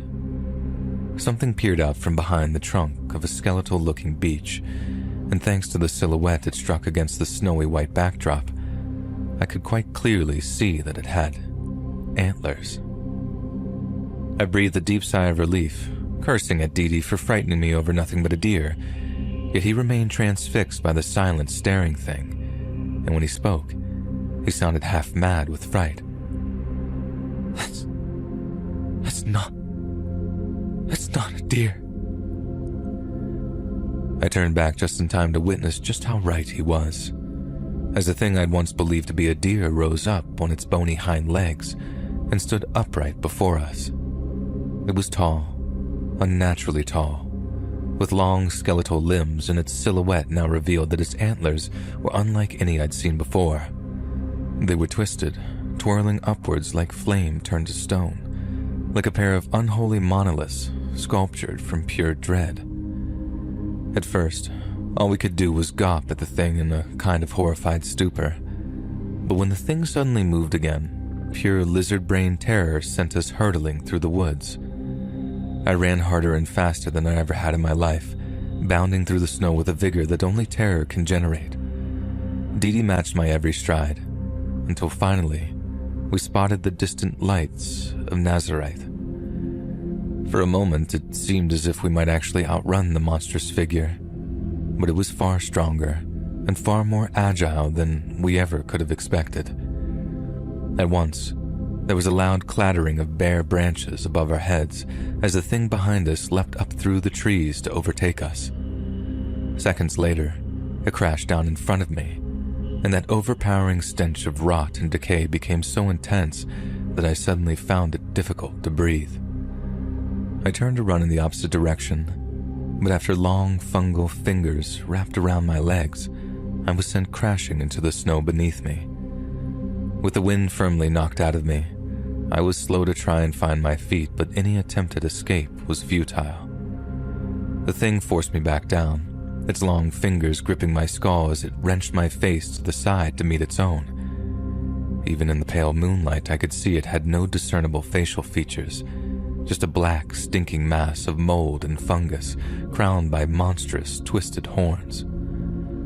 I tried to fight, but with every labored breath I felt weaker and weaker, almost like the rotten stench was displacing all the oxygen around me. I was helpless, forced to witness the unfolding horror through eyes I was sure would soon close forever.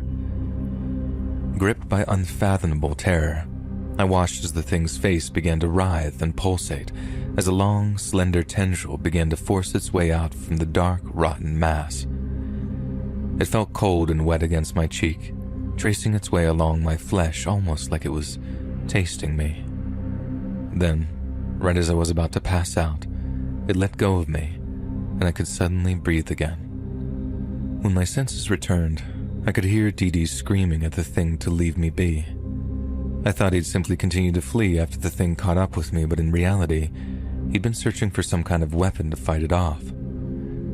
I watched as it slowly approached him, unfazed by the wild swings of the tree branch in his grip. The depth of our friendship had inspired unfathomable bravery in him, but in the face of something so utterly unholy, that well soon ran dry. As his courage dwindled, Dee Dee swung the branch one final time, then turned to flee through the forest. His attempt at a distraction was the single most valiant thing I'd ever witnessed, which made it all the more heart-wrenching when the great horned thing simply lurched forward and brought him down. As Dee Dee screamed and struggled, it repeated the process of tasting him, but unlike myself, the creature seemed to taste something it liked in him. He grew steadily weaker as the moments ticked by, the overpowering, stomach-churning stench having the same effect it had had on me. Then once it was sufficiently satisfied, the creature grabbed him by the ankles, then raised him up into the air. There he dangled, groaning weakly, and it was only then that I noticed just how pronounced the thing's torso was. I had been so fixated on its long, bony limbs and wretched horns that I had barely noticed how engorged its stomach was. It was almost arachnoid in appearance. Spindly appendages surrounded a fat, near-spherical abdomen. From where I was lying, it appeared as if the creature was about to devour my brave young friend, and with a terrible kind of fascination, I wondered how it would do so without a mouth. The creature soon answered my question, and it did so in a way that's crept into my nightmares for almost 65 years afterwards. With one hand clamped around Dee Dee's ankles, the creature used its free hand to get a grip of its large black stomach. It seemed to hook its fingers into a crevice within its flesh. Then, as it tore open its own stomach, the stench intensified until a thick haze seemed to hang in the air around it. But it was no mortal wound the creature had inflicted on itself, no more so than when a marsupial opens up its pouch to its young. And I realized with abject horror that this constituted some kind of nightmarish feeding process. I watched as the creature began to lower Dee Dee, head first into the festering gape where nothing but rotten bark-like flesh had once been. The sickening groan he let out as the hot, corrosive bile touched his face will forever haunt me, and I was so paralyzed with terror that I couldn't find the will to act until his body was half submerged in the creature's vile bowels. In an instant, I found my feet rushing through the snow before grabbing onto Dee Dee's lower legs, which by this point were hanging limply from the creature's festering maw. The second I got a good solid grip of him, I pulled as hard as I could, wanting desperately to free my friend from certain doom. Yet it was a horrifyingly futile mistake. Pulling Dee Dee from the thing's stomach was relatively easy, but the condition of what remained was enough to drive me to madness. He was half digested, but still alive, his face a bare and bloodied skull that bubbled with blubbers of agony. Dee Dee needed no words to communicate the depths of his suffering, and in trying to free him, I had only prolonged it. But before I even had a chance to react, the creature batted me away with one swift strike before unceremoniously shoving what remained of Dee Dee into its stomach. I screamed and cried as he disappeared from view, convinced that I would be next, and my only hope was that my suffering would be over quickly. But to my utter confusion, the creature seemed suddenly and completely disinterested in me. After one final look in my direction, it took a few steps through the snow, then took to the trees, disappearing into the darkness as it went. Sometime later, I staggered out of the woods alone. I was on the verge of catatonia, unable to comprehend the horror of what I'd seen, as well as the senselessness of why Dee Dee had been devoured while I had not. A policeman found me wandering the snowy streets, muttering to myself, and since I was in breach of the curfew, I was taken to the local police station before an officer telephoned my mother. He later said that he smelled the alcohol on my breath and mistook my condition for one of intoxication. It was only when my mother arrived and I broke down in tears that the police learned of Dee Dee's disappearance. To their credit, the police rushed into action, and based on my description of our path through the woods, they were able to locate and follow our footprints until they arrived at the scene of Dee Dee's demise. I was told that the police could quite clearly make out our tracks in the snow and couldn't make sense of why our set of tracks suddenly disappeared.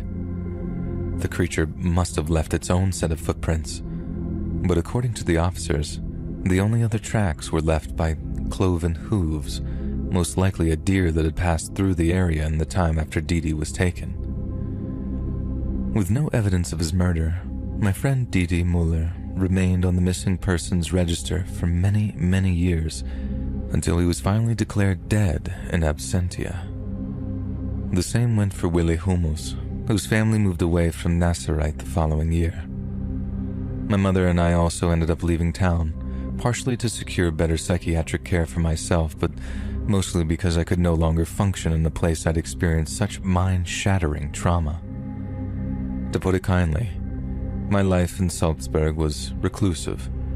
At school, I became known as the strange, quiet boy who never left his home after dark, yet in spite of there being very little hope for me, I progressed in my psychiatric treatment and secured a place at university.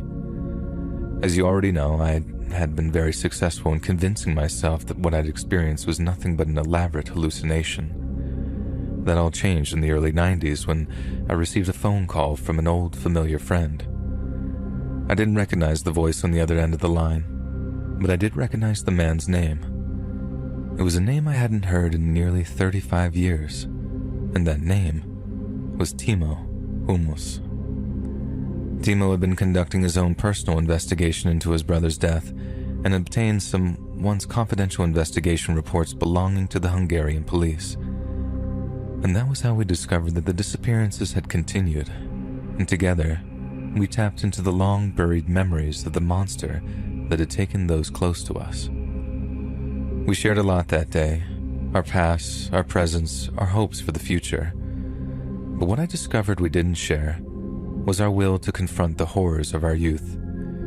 Timo planned on traveling back to Nazarite and to the other Alpine towns who still mourned their missing children. He told me that similar disappearances had been occurring in the same small towns and villages every year since we departed, and he was determined to do something about them. He also told me that he no longer believed that it was the Krampus that had taken his brother, but rather something different, something very real and very dangerous.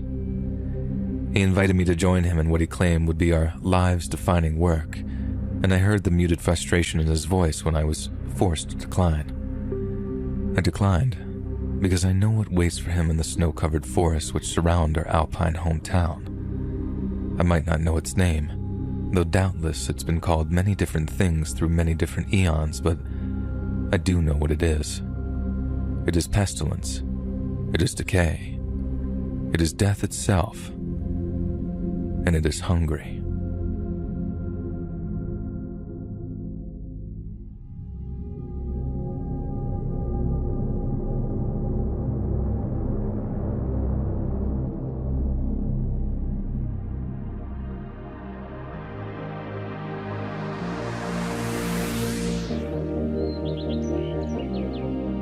Hey friends, thanks for listening. Click that notification bell to be alerted of all future narrations.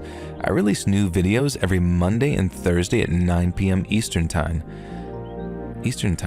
And there are super fun live streams on Sundays and Wednesday nights. If you got a story, be sure to submit them over at my email at letsreadsubmissions@gmail.com, and you might even hear your story featured on the next video. And if you want to support me even more, grab early access to all future narrations and bonus content over on Patreon, or click that big join button over here on YouTube to hear about the extra perks for members of the channel. And check out the Let's Read podcast, where you can hear all of these stories in big compilations, located anywhere you listen to podcasts.